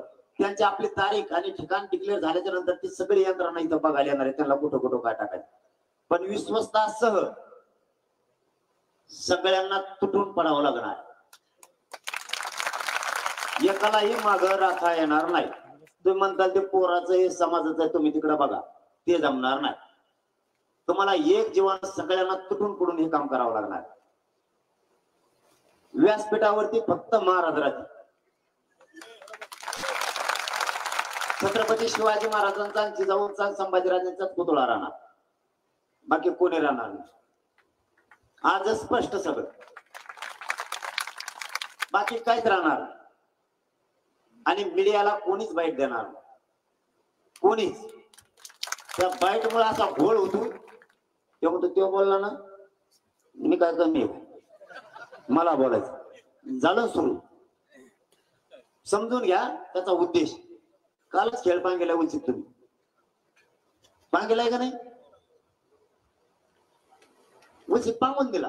कोण हजर राहणार कोण नाही काही ठरलंच नाही. तुम्ही आधीच कसं काय सांगायला लागले कोण कोण हजर राहणार? हे बघा, आपण जात म्हणून काम करू. मी जात म्हणून काम करतोय का नाही? पुढे कमी पडलो तुमच्या इमानदारीला, तुम्हाला मान खाली होईना असं एक तरी 7 महिन्यात वागलो का? मग मी त्यात काय? आपल्यात जर फूट पडणार असली तर नको ती गोष्ट. आता उमेदवारी सारखा खेळ होईल. काही नको, परिपूर्ण तयारी पाहिजे. जर सरकारने सगळ्या सोयीची अंमलबजावणी नाही दिली, पुढची विधानसभा ठोकलीच म्हणून समजायचं. मला आतापासूनच तयारीला लागायचं. तयारीला आजपासूनच. मग जाऊ दे गोरगरिबाची पोरं म्हणला जायचं. परत म्हणतात स्वार्थी. मला कसल्या ग्रामपंचायतला सुद्धा उभा राहायचं. सगळं काय होईल ते तुमच्यासाठी, तुमचे लेकरं मोठं होण्यासाठी. आणि देणारे बाना तुम्ही, एवढंच स्वप्न आहे. सगळ्या जाती धर्माचे एकत्र या आणि आपण आपला न्याय घेऊन मोकळे व्हा. यांच्या मार्गावर पळायचे काय गरज नाही. आता त्यांचं दुपट निघलं होतं. उमेदवार करायचं म्हणजे आपले लय पोट्टे बेकार आहेत राव. 2-2, 5-5 हजार फॉर्म भरायचे म्हणजे फुल टेन्शन. मला त्यांच्या फोनवरून, तुम्हाला काय माहिती, मला फोन येते ते म्हणतात होय फॉर्म भरणार आहे का तुम्ही? मला माहिती. त्याला विचारते कोण भरणार आहे त्याला. किर करून टाकलं होतं डोकं त्यांनी. आणि तुम्ही 5-5 हजार फॉर्म भरले हो. तुम्हाला काय चिन्ह द्यायचं रे? कांदा, बटाटो, टमाटो, गोटे गाठे काय तू काय डोकं लावतो तू? भरायचाच नाही. त्याच्यात मी म्हणलं आता एक फॉर्म भरायचा. सगळे कोमात गेले. अख्खे पुऱ्या. हे म्हणतंय महायुती हसती बरं का. महायुती म्हणते लय भारी झालं त्याने अपक्ष उभा केल्यामुळं त्यांचे पडते. ते काय म्हणते लय भारी झालं त्यांचे पडते बरं काय. आणि हे निरोप मायाकडे. हे म्हणतात त्याचे पडते ना, ते म्हणते त्याचे पडते. बरं दोघं भेला नाहीत ना तुम्ही आम्ही अपक्षाला. मग तुम्ही तिकीट डिक्लेअर केले का? तुम्ही आमच्या अपक्षाला भेले नाही ना, तिकीट कम नाही डिक्लेअर केले. ते म्हणते ते कसं तिथं बघून ते मग करेल ते जे देईन त्याच्यापेक्षा भारी द्यावा लागत नाही. आताच नको आपला. आणि आता आपण कॅन्सल केलं. आता फुल लोड मध्ये गेले ते म्हणजे आता तर मराठी मोकळे राहिले. कुंकड हाते रे शिकले. आता कोण पडतोय मेळ लागा ना. पहिल्यांदा आपलं मतदान फिक्स झालं असतं. याला तेवढं याला तेवढं आपल्या पक्षाला तेवढं. आता ते म्हणते मधला जे गठ्ठा आहे आता मताचा ह्यो जिकडून जाईल त्याचा कार्यक्रमच झाला म्हणजे. आता म्हणजे उलट आता मराठी मोकळे. फक्त डोकं ठिकाणावर ठेवा. मस्त पैकी मजा बघायची आता यांची. आणि टायमाला असा कार्यक्रम दाखवायचा उलट झाले पाहिजे. करेक्ट कार्यक्रम करतो म्हणजे कार्यक्रमच वाजला पाहिजे. लेकर डोक्यात ठेवा. आई बहिणीचे ओळ विसरू नका, कधीच विसरू नका. शांत डोक्याने काम करा. तुम्हाला वेळ आता मजा बघायची. एका नाही सभेला जायचं नाही त्यांच्या, एका मराठ्याने त्यांच्या गाडीजवळ बी जायचं नाही. त्यांना करमतच नाही माणसं जवळ नसले ते घोळक्यात येते. आपल्या घोळक्यात आलं का आपण नुसतं असं लोटी जायचा, लोटाला पक्के तर दादा मी गर्दीत बघतो. अरे बाप, मागच्या जर पुढे येत असतं ना असं हुंदडीत येतो हो देवा सांगितलं. मला कोपरा आणून म्हणतो अरे तुमच्या पोतच यायचं होतं. मला वाटलं तुम्ही नाहीत का मग. लोटायच्या कामाला कच्चा नाहीच मराठी. मला वरगडी देत, मयच फोटो काढी देत, मलाच घोडे लावी देत. परत 9च्या पुढचा एक प्रोग्राम बंद करा, तुमच्या पाय पडतो. 9च्या पुढचा प्रोग्राम लवकर बंद करा. 9च्या पुढचा प्रोग्राम कळाला का नाही. पाणी टाकू नका, कसत नको, तुमच्या पाय पडतो. मी शपथ सांगतो तुम्हाला, असे लोटीत येत मला. अरे अरे अरे लय हाल होते. भयानक पाय तोडीत येत, काही तोडीत येत, गळ्यात हात टाकीतो, नरड दाबिल्यासारखा करतो, तरी सोडित नाही. मी म्हणलं सोड ना आता 2-4 फोटो काढत थांब ना, मला थोडं का दम निघा ना का. इतके टाकलेले असते दारू सोडा, इतकी जात सुधरण आपली. भयानक व्यसनापासून लांब जा आपले लोक. लय सुधरूत आपण लय. असे पोरं आता आरक्षण मिळाल्यापासून आपली जात खुश आहे. गावं निघा लागल्यात बापाव, गावाची गावं. तुमच्या निघाले का नाही. आता कशी खुश दिसायला लागली. पण आरक्षण मिळालं लढायला बरोबर का नाही. तुम्हाला भागलं आपलं, तुमच्या जेवार करतोय मी. नाही तुम्ही माझं आपलं भागलं जाऊन तिकडं मला असं कुठं घेते पोलीस एकट्याला. तुम्ही सगळेजण ये जाता बोलतो आणि एकमेकाच्या मध्ये जायचं शिका. व्यसनापासून लवकर लांब जा. आरक्षण मिळतंय हे काय करत नाही, यांच्यापासून फक्त लांब राहा. आपण आपल्या घरात बसल्यावर काही ताण आहे का तुम्हाला करमत नाही त्यांच्याकडे गेल्याशिवाय. काहीच करू नका, बिंदास घरी राहा. कोणाच्या प्रचाराला जायचं नाही, सभेला जायचं नाही, काय नाही, निवांत बसायचं. आता आम्हाला काय करायचं ते करायचं. आता नाही फिरायचं.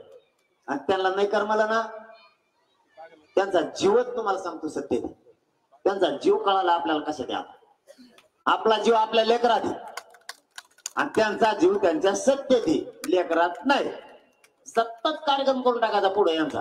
सगळे घरी जाऊ द्या, काय फरक नाही पडत. मी तर सगळे गणित जोडितो, मला जोडता यायला लागलेत आता.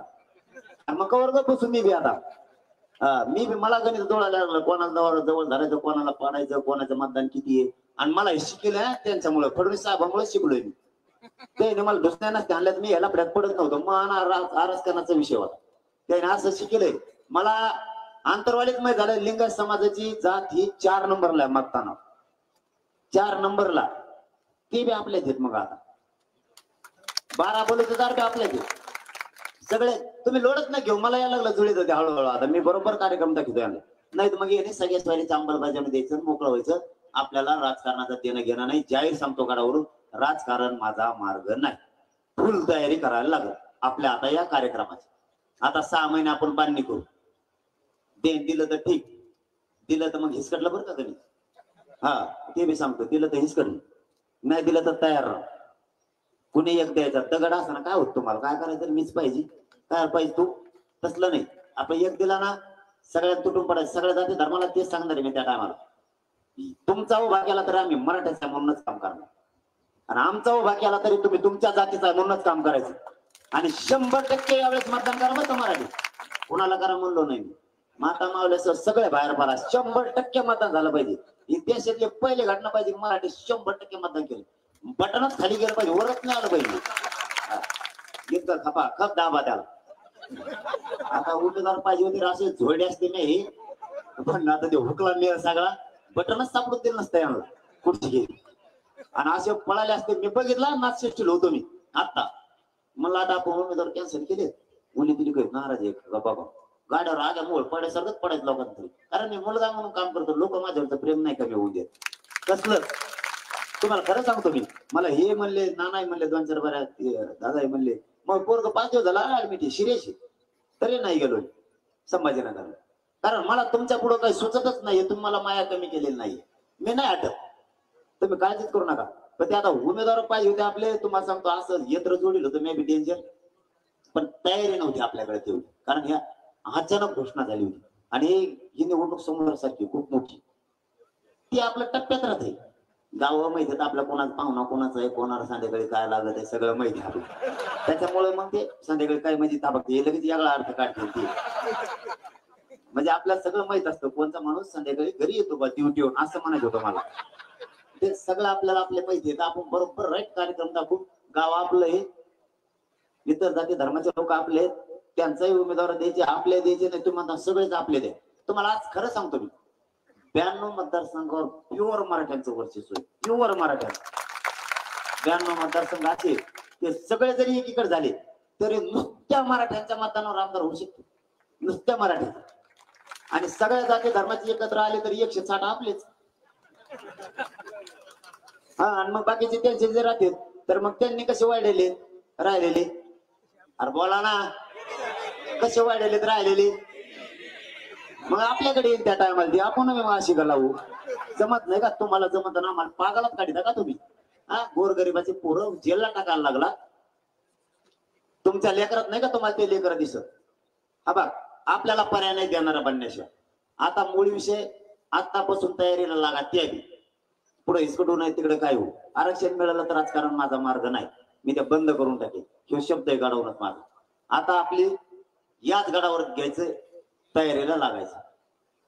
आता तारखेचा प्रॉब्लेम 7 जून 8 तर मी पण म्हणलो होतो, पण तरी मी विचारतोय तुम्हाला.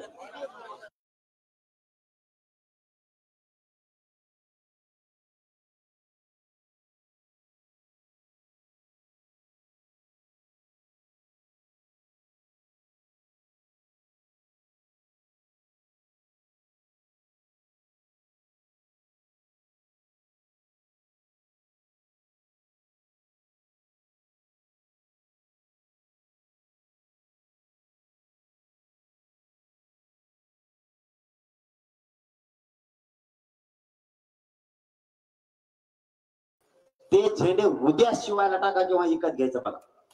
ही भिंत घातल्यासारखी तशी चारही बाजूला भव्य ध्वज दिसले पाहिजे गडावर. इथल्या डॉक्टर जे येतील त्यांना सगळ्या टीम दाखल लिहून घेतात का नुसतं ऐकता? कारण हे लगेच सांगतोय तुम्हाला निवेदन, मग रोज दौर येतात. हा, त्यात तुमची भर घाला. मी सांगितलं तेवढंच नको, त्यात तुमची पण भर घाला. कारण तुमचं हे ज्ञानाप्रमाणे काय चालू द्या.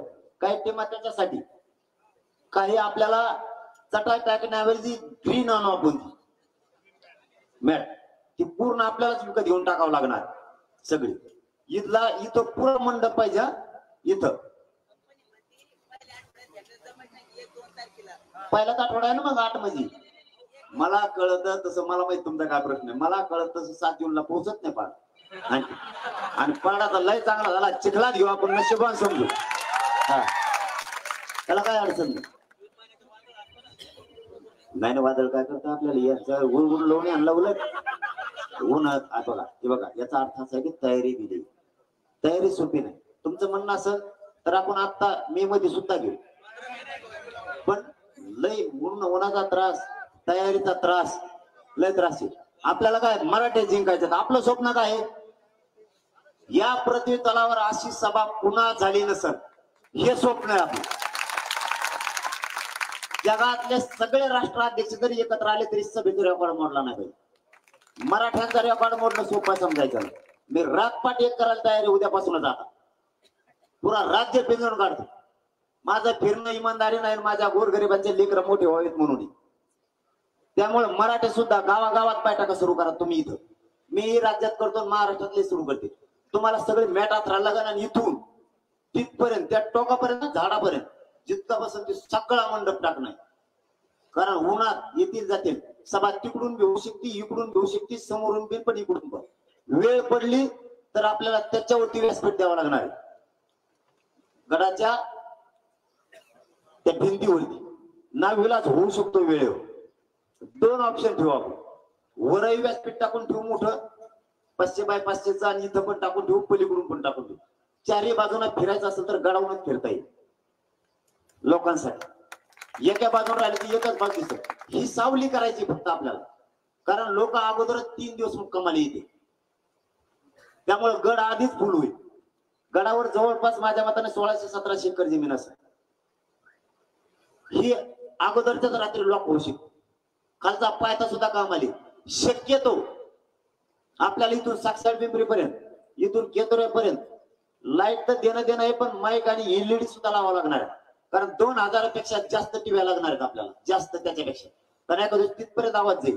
इकडे सुद्धा तुम्हाला हवेपर्यंत जर हे लॉक झाला, त्या हवेला सुद्धा तिथं तिकडे व्यवस्था करणं आहे सगळी स्पीकरची. आणि ते कसं जोडायचं थेट तुम्हाला इथं जोडावं लागणार आहे. इथं 2 टावर त्या नेट साठी उभा करायला लागणार आहेत आपल्याला. ते सांगतो मी सुद्धा, तुम्ही सुद्धा प्रयत्न करा. सगळ्यांना ते ताकदीनं प्रयत्न करावा लागणार आहे. इथं जे अंतरवालीचा अनुभव सगळा वापरावा लागणार टोटल. कारण मराठ्यांनी आत्ताच सांगतो तुम्हाला गाड्या लावून ठेवल्या. हिंगोली जिल्ह्यात नाव घेऊन सांगतो तुम्हाला, आत्ताच गाड्या लावून ठेवल्या. तारीख डिक्लेअर नव्हती तरी 436 गाड्या त्यांनी लावून ठेवल्यात बाहेरच्या, त्यांच्या घरच्या सोडून, त्यांच्या मोटरसायकल सोडून. आणि मी त्यांना विचारलं तुम्ही ही सर दिले आणि तारीख नाही काही नाही. ते म्हणले जावा ठरण तवा, जिकडं ठिकाण असेल तिकडे निघू. नारायणगडावर ठेवण्याचं कारण सांगतो महाराष्ट्रातल्या मराठा समाजात. इथं पाण्याची सगळी व्यवस्था आहे. इथं मोठमोठ्या यात्रा होत्या, त्यामुळे इथं पाईपलाईन सुद्धा फिरल्या जात्या. नळ जाग्या जागेवर केले जाते. इथं तेवढे जागा पार्किंग साठी इथं हवेजवळ ठेवण्याचं बीड जिल्ह्यात कारण एवढंच. इथं जागा भरपूर आहे, सुविधा सगळ्या. आसपासचा जेवढा एरिया आहे 2 ते 3 हजार हेक्टर जमीन जी आहे ही बागायती नाहीये. त्यामुळे पार्किंगला कुठंच अडचण येणार नाही. या गडाला 4 रस्ते असल्यामुळं गाड्या काढायला आणि मध्ये टाकायला अडचण नाही. आणि ओपन पेशी अशी जागा राज्यात कुठं नाहीये. आम्ही बघून आलो म्हणून हा स्पॉट निवडला. याचं दुसरं कारण मेन असं आहे, या ठिकाणाहून महाराष्ट्रातले सगळे जिल्हे 400 ते 450 आत येते. सगळे जिल्हे. फक्त सिंधुदुर्ग 625 येतो. नसता मुंबईसह सगळे तुम्ही नागपूर पासून, अमरावती पासून, लातूर, सोलापूर, कोल्हापूर, हे सगळे, अहमदनगर, पुणे, नाशिक, मुंबई, पालघर, जेवढे जिल्हे तिकडचे, जळगाव, धुळे, मालेगाव, हे सगळेचे सगळे जिल्हे 450 ते 400 आत भरते. मेन मध्यभागी स्पॉट व्हायला लागला सगळ्या. जर आपण एका कोपऱ्याला ठेवलं, सोलापूर किंवा पुणे किंवा अमरावती इकडच्या बाजूला कुठं, तर जाणाराला 700-800 किलोमीटर होत. तो जास्तीत जास्त 700 किलोमीटर जाऊन येतोय. एका बाजूने जाण्यापेक्षा त्याचं दोन्ही रनिंग तेवढ्याच व्हायला लागले. आणि 400 किलोमीटर येणं सहज गोष्ट आहे प्रत्येक जिल्ह्यात. आणि त्याला जिल्हा बाहेर काढायला सुद्धा सोपं आहे. याच गडावरून महाराष्ट्रातल्या मराठा समाजाला आजच आव्हान. 8 जून 2024 तारीख आपली ठरली. 6 करोड मराठ्यांची. ठिकाण नारायणगड. आजपासून महाराष्ट्रातल्या मराठा समाजानं, माता मावल्यासह सगळ्या मराठ्यांच्या जनतेनं या नारायणगडावर 8 जूनला यायचं. लेकरा बाळासह सगळी व्यवस्था केली जाणार आहे. आता यावेळेस कोणाला पाण्याचा, जेवणाचा कसला त्रास होणार नाही. आरोग्याचा सुद्धा नाही. रात्री जरी तुम्ही आलात तरी तुम्हाला सूर्य उगल्यासारखं इथं दिसेल. इतकी लाइटिंग मोठ्या प्रमाणात दिली जाणार आहे. 10,000 पेक्षा जास्त फोकस आपल्याला द्यावा लागणार आहे. इतकी मोठी यंत्रणा जगाच्या पाठीवर पहिल्यांदा बीड मध्ये उभा राहणार आहे. आणि बीड जिल्ह्यासाठी सांगतो, महाराष्ट्रातला मराठा समाजाची सेवा करायची तुम्हाला संधी आहे. याच्यात राजकारण आणि मानपान आणू नका. मला विचारलं नाही, मला बोलिलं नाही, अजिबात आणू नका. एखाद्याने जर शिवी दिली, कार्यक्रम संपेपर्यंत तुम्हाला खावी लागणार, उत्तर देता येणार नाही. तुम्ही कधी अपमान पचला नसेल, पण तुम्हाला या वेळेस जातीसाठी पचावं लागणार. तुम्हाला नाही विचारलं तरी तसंच या. विश्वासात घेतलं नाही घेतलं तरी या. वाद त्या काळात होता कामा नये कसलाच. नारायणगडावर जेवढी टीम राहणार आहे, जवळपास 3 ते 4 हजार नुसते निवेदन करते राहणार आहेत. फक्त निवेदन करते. 1 लाखापेक्षा जास्त स्वयंसेवक आपल्याला लागणार आहे. 1 लाखापेक्षा जास्त. त्यामुळे इथली जी टीम आहे सगळे काम करणारी, कोणी आयोजक नाही, कोणी नियोजक नाही, मी बी नाही. आपण सगळे मराठा सेवक, सगळ्याचे सगळे.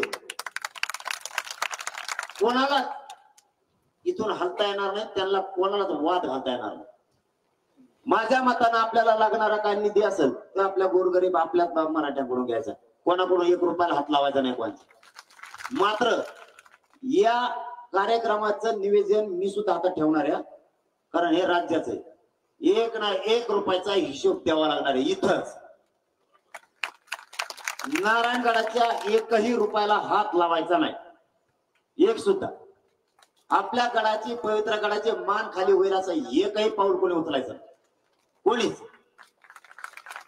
कारण एवढा मोठा सोहळा इथं होतोय ही राज्यातल्या मराठ्यांसाठी आनंदाची गोष्ट आहे. मराठी मला सांगत होते, तुम्ही कोणत्या कोपऱ्यात 6 करोडला जरी 1 मराठा कमी पडला तर आम्हाला बोला म्हणत होते.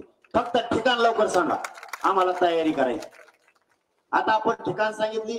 महाराष्ट्रातल्या सगळ्या मराठा समाजानं आजपासून तयारीला लागा. गाड्या आतापासून बुक करून ठेवायला लागणार. आपण आपल्या शिक्षक लोकांनी सुद्धा रजा ठेवा, व्यावसायिकांनी त्या दिवशी मराठ्यांच्या बंद ठेवा मनानं. सगळ्यांनी कार्यक्रमाला यायचे. आणि सगळ्यात महत्वाचं 8 जून ही तारीख कोणीही लग्नाची काढू नका, कोणताच कार्यक्रम सुद्धा ठेवू नका. कारण तुम्ही जर तारीख काढली तर नवरदेव नवरीची गाडी मध्येच गुतू शकते, तर मध्येच सामाधामा करावं लागल. तुम्हाला खरं ते सांगतोय, गाडी तिकडं जायचं नाही, नवरी इकडं नवरदेव तिकडं, सगळा मेळ पांगून जाईल. वाकडा घरी, अर्ध वाकडा सभेत, सगळा खेळ पांगा. तुमचा डिझेल भेटणार नाही. आणि सरकार डिझेल बंद करण्याची शक्यता आहे. आधीच 8 दिवस भरून ठेवा. ते पाण्यात आणून ठेवायला झालं तर तुमचं ते गाडीचं उडालं तर दुसरं टाकून ठेवायला मोकळे. त्यांनी इथून मागे जे डाव केले ते आता सावध व्हा. ते डिझेल भाव वाढू शकते त्या टायमाला. आपल्या मराठ्याचे पेट्रोल पंप असले भरून ठेवा फुल. हा, स्वस्त येतो वरच. आणि आम्हाला मागाय नाही कोणा का, आमजवळ आधीच काही नाही. हा, परत मला देताना गाडी बी डिझेल टाकून देत जा. माझ्याजवळ 8 आणा बी नाही राव, खरंच सांगतो राव. मी बेजारी मी गाडीवाल्याला आधीच सांगतो डिझेल भरून दे, मोकळी गाडी पाठवू नको. माझं पाकिट चोराने आणलं, त्याला 2 दिवस भाकर खात नाही चोर. त्याला वाटतं भंगार गिरायला सगळ्या दुनियाचं. 8 आणा सुद्धा त्याचे पाकिट सापडू नाही का? कारण मी काय कमीणार नाही, माझी संपत्ती तुम्ही. मला या गोरगरिबांचे लेकरं मोठं करायचं, पणकडे लावायचा वाद पुरा कार्यक्रम संपुष्ट होऊ देऊ नका. निवेदन आता जर काही कमी सांगण्यात आलं असलं तर आणखीन जास्त करतो.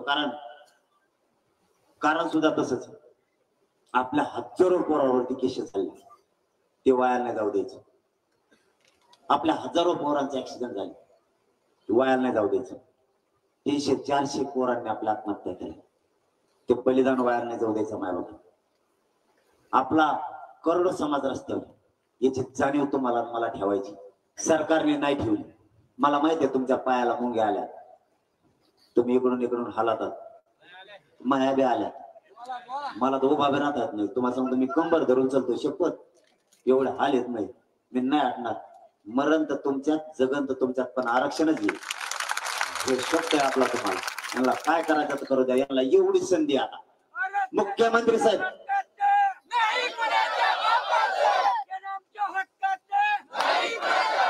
मुख्यमंत्री साहेब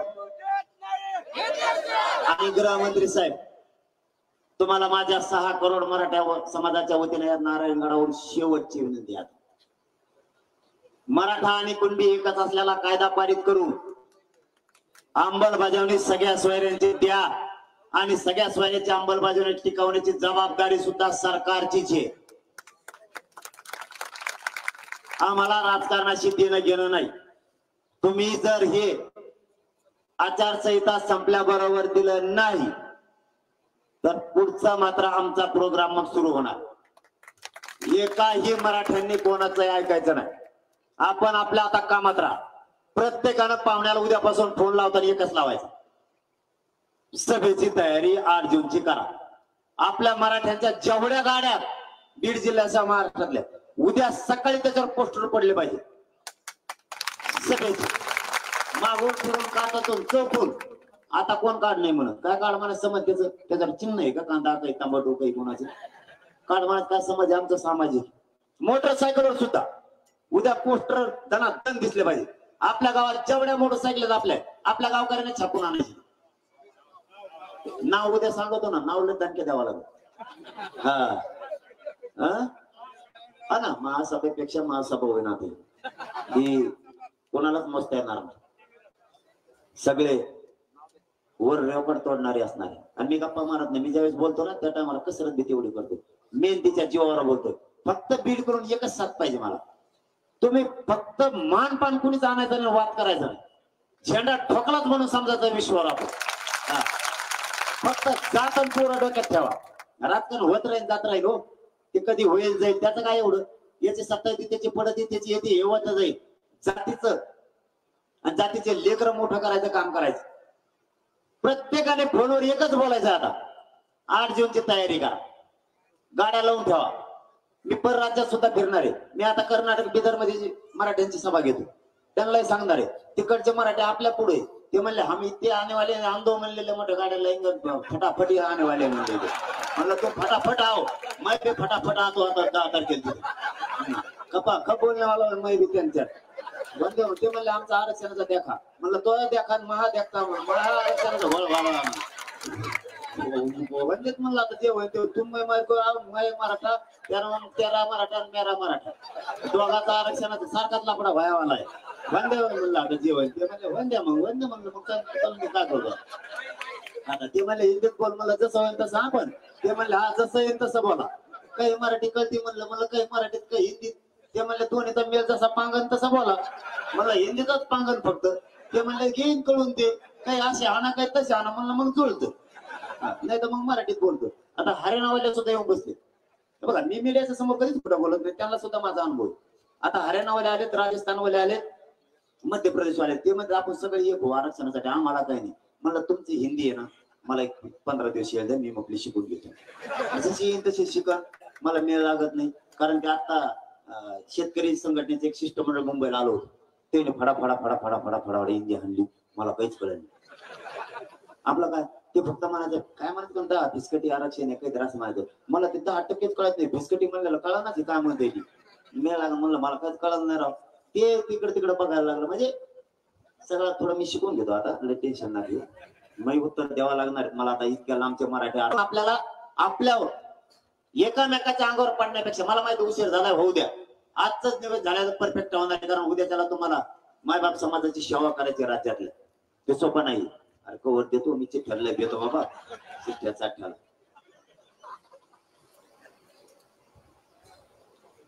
जाऊन ते बरोबर नीट करते. निवडणूक काय घोषणा काय नीट करते. नको चिठ्ठ्याचा ठ्या देऊ. चिठ्ठ्यावाली मी व्यासपीठात खाल्लो. मला चिठ्ठी पहिली भिवट इकून एक निघाली. बोटाला चिटकून बसली ती. हे बघून आपण सगळे याच्यात ठरवू. आपण कशात 8 तारखेच्या येतात है ना. दसरा मेळाव्याची घोषणा त्यावेळेस करू. काय जे सगळ्याचे विचार आम्ही करू. ते थोडा वेगळा विषय वेगळा. हा आणि एक महत्वाचा विषय राहिला. मी खरं बोलणार या हो. मी समाजावरचा अन्याय इथं बोलणार. बोलण्याला बंधन नको. हा मग ते सुईल लागत नाही. ते सगळं अर्धवट. त्यामुळे जे असेल त्या मागण्या आणि ते प्रकार राहणार. आपल्याला खूप सेवा करायची संधी आहे आपल्या समाजाची. कोणी पण म्हणलं पाहिजे. बीड सारखी उठाव बी आम्ही आतापर्यंत बघितलेला नाही आणि सेवा पण बघितलेली नाही. बीड सारखी सेवा आतापर्यंत आम्ही बघितली नाही. आणि उठाव कशाला म्हणते हे बीडच दाखवत असतो. बीड सारखा पुढे बघितलेला नाही. आता सेवा सुद्धा आपल्यासारखी कधीच नाही. वाद नाही, भांडण नाही, शिवे नाही, काय नाही काय. एकदम सायलेंट. मान देऊ न देऊ सगळ्यांनी माझ्या सहित नौकर म्हणून काम करायचं. माझ्या सहित जातीचा नौकर म्हणून काम करायचं. तिथं माघार फेगार काय. आपल्या गाड्याची सगळी व्यवस्था करा. हा परत बोलताना एक राहिलं जी बांध आहे ना बांध म्हणजे हे रान ते मागच्या रानापर्यंत म्हणजे आपल्या रानात बिनधास्त आपण फोडा. पाऊस पडायच्या अगोदर परत बांध लावून सुद्धा घेऊ. हे 4ही रस्त्यावरची जे रोडला सरपण ठुलय गोटे गाठे ठुलेत ते सगळ्या जेसीबी साफ करायला उद्यापासून सुरू करा. आपल्या सगळ्या जेसीबी बोलू घ्या. 4ही रस्ते डबल टिबल गाडी बसली पाहिजे. हे मध्ये रस्ते विनाकारण गुंतले. इकडचे गुंतले इकडचे गुंतले. हे सगळे प्लेन करा. शेजारचे आपले 100 गाव एकत्र करा. शेजारचे गडाचे इथं ज्या दिवशी सभा आहे ना त्या दिवशी एकही जेवणाची गाडी वर येणार नाही, इतकी गर्दी राहणार सभेला आलत्या म्हणून. रोज होय, मग सभेचं काय नाही ना. आपण कुठं मी एसपींना बोलतो बीडच्या, मराठ्यांच्या मुलीला परळीच्या सभेनंतर त्रास व्हायला लागला. धनंजय मुंडे साहेब पालक होतो तुमच्याकडे, लक्ष घाला, नसता मला परळी द्यावा लागला. मी अन्याय सहन करू शकत, तुम्हाला स्पष्टपणानं सांगतो. दुसऱ्याच्या मुली स्वतःच्या मुली बघा, विनाकारण वाद अंगावर घेऊ नका. कारण इथं कुठंच गावखेड्यात ओबीसी आणि मराठा वाद नाही, भाऊ भाऊ म्हणून वागतो. असं जर मराठ्यांच्या मुलीला लेकरांना जर परत धनंजय मुंडे साहेब त्रास व्हायला लागला ना, पालकमंत्री तुम्ही, मी परळी देईन. मी मग सुट्टी देणार नाही. कारण तुमच्या मुली तशा दुसऱ्यांच्या आहे बघा. कारण आम्ही सुद्धा तुमच्या समाजाच्या मुलीला मुलीच मानतो आणि त्यांच्यात माय बापच बघतो. हो, विनाकारण पांगून देऊ नका. खेळ सोयीचं चाललेलं आहे. आम्ही तुम्हाला विरोधक मानलेला नाही. तुम्ही विरोध केला की आम्ही विरोध करतो. हे प्रकार घडून देऊ नका उद्यापासून. कारण ते एसपी सुद्धा विनाकारण खोटे गुन्हे दाखल करतोय ना विलाजानं. पुन्हा आम्हाला बीड जिल्ह्यातल्या सगळ्या मराठ्यांना पुन्हा एसपी ऑफिसवर यावं लागणार इशारा सभेसाठी. विनाकारण तुम्ही बंद करा, आम्ही शांत आहेत, आम्हाला शांत राहू द्या. गृहमंत्री साहेब, फडणवीस साहेब, हे प्रकार थांबवा. कोणाच्याही लेकी बाळीला त्रास होता कामा नये. आम्हाला शांत राज्य राहावं वाटत नाही. जर तुम्हाला वाटत असेल तर मग नाविलाज होईल बरं आमचा. मग जर आम्ही एखाद्या हातात घेतला ना, तुकडा पाडूस तर मागे जायसारखा नार म्हणजे नाही. मला माझी जात महत्वाची, माझ्या जातीचे लेकर महत्वाचे. त्यांच्यावरती होणारा अन्याय मी नाही सहन करू शकत. ही शेवटची संधी आहे तुम्हाला. तुम्ही हे बीड जिल्ह्यातलं आणि राज्यातलं चाललेलं खोट्या केसेसचं थांबवा. आणि बीड जिल्ह्यातलं काय त्या परळीत चाललंय ना, पालकत्व तुमच्याकडे म्हणून धनंजय मुंडे साहेब ते तातडीने ते एसपीला सांगून ते थांबवा. नसता जर याच्यानंतर तक्रार आली तर पुरे मराठे परळीत घुसणार. मग आम्ही सुद्धा येणार. आपण फालतू धमकी फिरकी देत नसतो. हो, एकदा जर बोललो तर मग ते करीत असतो. कारण तुम्हाला पुन्हा पुन्हा सांगतो, आम्ही तुम्हाला कधीच विरोधक मानलेला नाही. मराठ्यांनी तुम्हाला जर विरोधक मानलं असतं तर तुमच्या चुलत्यांपासून आतापर्यंत मराठ्यांनी बहुमतानं तुम्हाला कधीच निवडून दिलेलं नसतं. हो, आम्ही कधीच जातीवादी नाहीये. पण आमच्या लेकीवाळी जर त्रास होणार असला तर पुरे बीड जिल्ह्यातले मराठी परळीत घुसतील, मध्ये घुसतील. सगळ्यात पुढे मी. हो, मी नाही सहन करू शकत. तुमच्या लेकीबाळी सारखा दुसऱ्याच्या लेकीबाळीत बघा. मुलीला बीड जिल्ह्यातच नाही, महाराष्ट्रात कुठंच मराठ्यांच्या मुलीला त्रास होता कामा नये. आणि जर महाराष्ट्रातल्या मुलीला त्रास झाला, त्या मुलीला आजच आव्हान करून सांगतोय नारायणगडावर, कोणत्या जाती धर्माचा असो, मग त्या मराठीचं जरी असलं तरी चालत. जर तुम्हाला त्रास झाला तर आम्हाला कळवा, माझ्या कानापर्यंत येऊ द्या. मी स्वतः तिथे येऊन त्याला नीट करतो, सोडत नाही. एकाही राज्यातल्या मुलीला त्रास होता कामा नये. हे कोणत्या बदले घेता सभेचे तुम्ही? याचे परिणाम वाईट भोगावे लागतील मग तुम्हाला. विनाकारण आणखी बोलत नाहीत, बोलायला लावू नका आम्हाला. मी जर बोलायला लागलो तर मागे सरकत नाही. कारण आतापर्यंत तुमच्या परळी सभा घेऊन सुद्धा तुम्हाला बोललेलं नाही, कारण बळच अंगावर घ्यायची सवय नाही. पण सभेचा डोक्यात राग ठेवून जर हे प्रयोग करायचा प्रयत्न केला ना, नुसत्या परळीत एकट्या 1,04,000 मराठी तर पुरीची तिथे घेऊन येईल. मी सुट्टी देणार नाही. मग उगाच खेटू नका. विनाकारण मराठ्यांना खेटाच्या नादी लागू नका. आता सभेच्या तयारीला आजपासून सगळे लागा. एकानेही मागे ओढू नका. आसपासच्या गावाला माधुगिरीचं सांगा, कारण 3-4 दिवस आधीच भाकरी लागणार आहेत. नंतर 2 दिवस जेवढे पंक्चरवाले आहेत ते सगळे रस्त्यानं लागणार आहेत गाड्यासाठी. बीड जिल्ह्यातले जेवढे मंगल कार्यालय जिल्ह्यातले सगळे ओपन ठेवा. 7, 8 आणि 9 3 दिवस तिथं जेवणाची आणि झोपण्याची व्यवस्था करून ठेवा. बीड जिल्ह्यात आहेत तेवढी. रस्त्यानं ज्याचे ज्याचे शेत आहेत, ज्यांना शक्य आहे त्यांनी मंडप सुद्धा टाकून ठेवा. शक्य आहे त्यांनी, म्हणजे दिवसा किंवा रात्री त्याला झोपायची वेळ आली त्याला आराम करता येईल त्या ठिकाणी. इतकं बारकाईने लक्ष ठेवा. पाणी कुठंच कमी पडता कामा नये. वेळ पडलेला तर गोदावरीतून नुसते टँकर इकडे पाण्याला आणायला ठेवावं. तसं बोलणं सुद्धा झालंय माझं. मी काल जालन्यात सुद्धा डॉक्टरांची बैठक घेतली. मी सगळीकडे जातोय, ते डॉक्टरांना सांगतो, लोक असतात त्यांना सांगतोय, कोणाकडं अँब्युलन्स आहेत त्या सांगतोय. अँब्युलन्स सुद्धा आपल्याला किमान 500 ते 600 अँब्युलन्स पाहिजे. इथं जाग्यावर वाढतील तितक्या वाढू. आपल्याला खूप संडास बाथरूमची मोठी व्यवस्था करणं. शक्यतो प्रत्येक जाग्यावर जिथं आपण त्या 200 मीटरवर एक टँकर पाण्याचं जेवणाचं आणि डॉक्टरचं ठेवणार आहे, तिथं एक मोठा प्रत्येक गावात एक असा मंडप असतो पट्टीचा. तो मंडप तिथं आडवा मारून द्यायचा अर्धा एकर मध्ये. ते त्यांना बाथरूम साठी लघवीला त्याला माता मावल्याला जायला. रोडच्या इकडच्या बाजूनं महिला, इकडच्या बाजूनं पुरुष करा, म्हणजे कोणाला कोणीकडे जातात. आणि लाईटिंग एवढी टाका एका गावाला, त्याच्या शिवापर्यंत लाईट उभं करणं काय मोठी गोष्ट नाही. आणि एक जनरेटर ठेवणं सुद्धा नाही. लाईट जरी गेली तरी तो जनरेटर गावाच्या वतीने ठेवू शकतो. म्हणजे या सभेचे निवेदन करणाऱ्यावर भार येणार नाही. गावानं हे शिवते ती शिव आपण आपला सांभाळ सगळ्या व्यवस्थेत. ज्याच्या विहिरीला पाणी त्याने रोडवरती पाणी आणून ठेवा, त्याने टँकर ठेवा, टाक्या ठेवा. आपण कार्यक्रमाच्या वतीनं काही टाक्या खरेदी करू मोठ्या, त्यानंतर पुढे बघू काय करायचं ते. पण त्या गावागावात आपल्याला ठेवतात त्या भरून ठेवायच्या. म्हणजे आंघोळीची व्यवस्था होईल, प्यायच्या पाण्याची सुद्धा व्यवस्था होईल.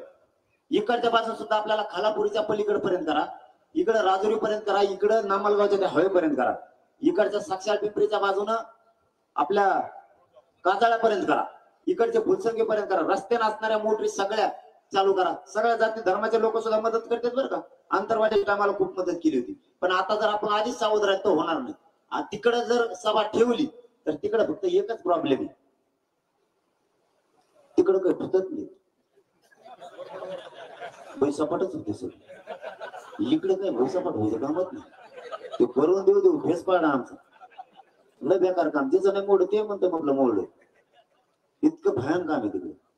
तिकडे मोसंबी आहेत, अंगूर आहेत, ऊस आहेत, नुसत्या चिवट्या चिवट्या भयानक कार्यक्रम. आधी काहीच नाही वाटलं, पण नंतर ते वावरावर नुसतं बसत मला मोडे करतो आता तिकडे. ते पोरं माझे मनात ताण लागले, पण नाही काही नाही खाऊ दिवस. त्याने आधी ते एका बाबाने एक मुळी आणली गोडीत, धर बाबू टिपरू, धर बाबू टिपरू. टिपरू गेले कप्प्यात संपून ऊसात गुजलं. ते मला मी देत होतो राव. म्हणजे ही रिअल आहे. ते त्याला तुम्हाला आता काय सांगू त्या सभेत इतका भयान त्रास होतो. त्रासासाठी नाही म्हणत, पण नसणारे सुद्धा वैताग द्यायला लागले. नियत शेवटी तिला लाई किंमत.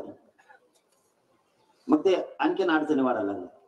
आता इकडे सगळं मोकळं पटांग आहे, किधर ब्याम किधर बी टेन्शन नाही, काय नाही काय नाही काय नाही. मराठ्यांची एकजूट टाकायचा चान्स. आणि तिकडं पिकामुळे बी नाही माघार घेत आम्ही. खरं ते बी सांगतो, एवढी जागाच नाही. अरे 900 एकर सभेला 3000 ते 3200 एकर नुसतं पार्किंगला. कुठे आहे तिथं नाहीच ना. त्यामुळे तो प्रॉब्लेम आहे. इथं 3000 हेक्टर आहे, 3000 एकर नाही. मग तर ताणच नाही राहिला. 1600-1700 एकर तर नुसतं सभेलाच आहे. आपण 900च म्हणतो. दोन्ही बाजूला लोक राहणार, काही अडचण येणार नाही. उद्यापासून सगळे कामाला लागा. फोन लावताना सरळ फोन लावायचा, सभेची तयारी करा. उद्यापासून एकाने म्हणायचं नाही तो काय चाललंय. फोन लावलं नाही म्हणता तो काय चाललं, तू काय करते काय चाललं, फोन उलटा पालता. ते फोन लावला की मावशा होतो. मला सांगतो आता सगळ्या मावशांनी काम करायचं. आपल्या तिकडं माहेराला, तिकडे पाहुण्याला जावं फोन लावला, तिकडच्या चुलत्याला, काक्याला, कोणाला मावशीला, त्यांना डायरेक्ट म्हणायचं सभेची तयारी करा. तू जेवली का नाही विचारायचं. नाही आपले फोन लावला का तू जेवला का, राहून दे 15 दिवस. तुला काय करायचं रे. सभेचं डोकं एवढं ठेवायचं. आता जात जातीच्या पोरं मोठे झाले पाहिजे. यासाठी सगळ्यांना कामाला लागायचं. महिलांनी सुद्धा टीमा तयार करा, महिला सुद्धा फिरायचे. बोलायचे नाही. दुसरा टप्पा घेऊन दुसऱ्या वेळेस घेऊन बरेचसे राज्यातले काही मंत्र येणार आहेत मोठमोठाले. ते मंत्र सगळे येणार आहेत जागेचे पाणी करायला. महाराष्ट्रातले बिले लोक पाणी येणार आहेत. त्यावेळेस नारळ शुभारंभ करू. त्या व्यासपीठाच्या कोणत्या बाजूला आहे काय. सध्या जे शिपाई लावून तर रस्ते साफ करायला चालू करा, हे साफ करायला चालू करा. वेळ पुरणार नाही तुम्हाला वाटत वेळ आहे, वेळ पुरणार नाही. उद्या सकाळपासून सगळे कामाला लागा. आणि आपले मोबाईल सगळ्यात महत्वाचा थांबतो मी आता. सगळ्यांना रोज एक कार्यक्रमाची पोस्ट टाकायची फेसबुकला, व्हॉट्सअपला. मोबाईल काय लागतो तुम्हाला ते मोबाईल त्यासाठी. आणि काही नाही टाकायचं. कार्यक्रमाचं निवेदन आणि तेच निवडणुकीचं उमेदवाराचे चिन्ह ध्यानात नाही राहिलं पाहिजे. चिन्ह काय होईल नारायणगड चिन्ह होतं म्हणला पाहिजे बोलता बोलता नारायणगडावर फुलले आला. हा इतका बधीर झाला त्याला 4-5 सेकंद पोस्ट टाकीचा रोज आपल्या इकडून. त्याचा मोबाईल नंबर आहे ना आपल्याकडे. त्याच्या व्हॉट्सअपला फेसबुकला ते जॉईन करायचं काय म्हणते त्याला. हा त्याला टॅग करायचं त्याला रोज वाचायला बोलता बोलता त्याचं चिन्ह सांगायचं ते मला पाहिजे नारायणगडावर फुलले हाना बरं का. इतकं बधीर करून टाका सध्या. हा मी तसंच आहे. मी रातची सुद्धा झोपी सुद्धा घालणार म्हणतो नाही रे. एक दिवस झोपेतच म्हणलं मी आरक्षण आलं. शेजारचे तिघ उठून बाहेर गेले. ते म्हणलं काय तर झालं सर लाखाने हानी नाही येड लागून घ्या येड जातीसाठी. हा ते म्हणजे येड झाले झोपेतच म्हणतं आरक्षण आलं म्हणलं असं नाही का. त्याचं काय सांगता येते. चला सगळ्यांनी कामाला लागा. काही कमी जास्त असेल तर हे सांगितले एवढेच नियम नाही. नियम आणखीन येते त्याच्यात बदल होईल दुरुस्त होईल. कामाला लागा. बीड जिल्ह्यानं शानके 7 कार्यक्रम पार पाडायचा आहे ताकदीनं. चला सगळ्यांना जय शिवराय. 1-2-8 जून सगळ्यांनी लक्षात ठेवावी.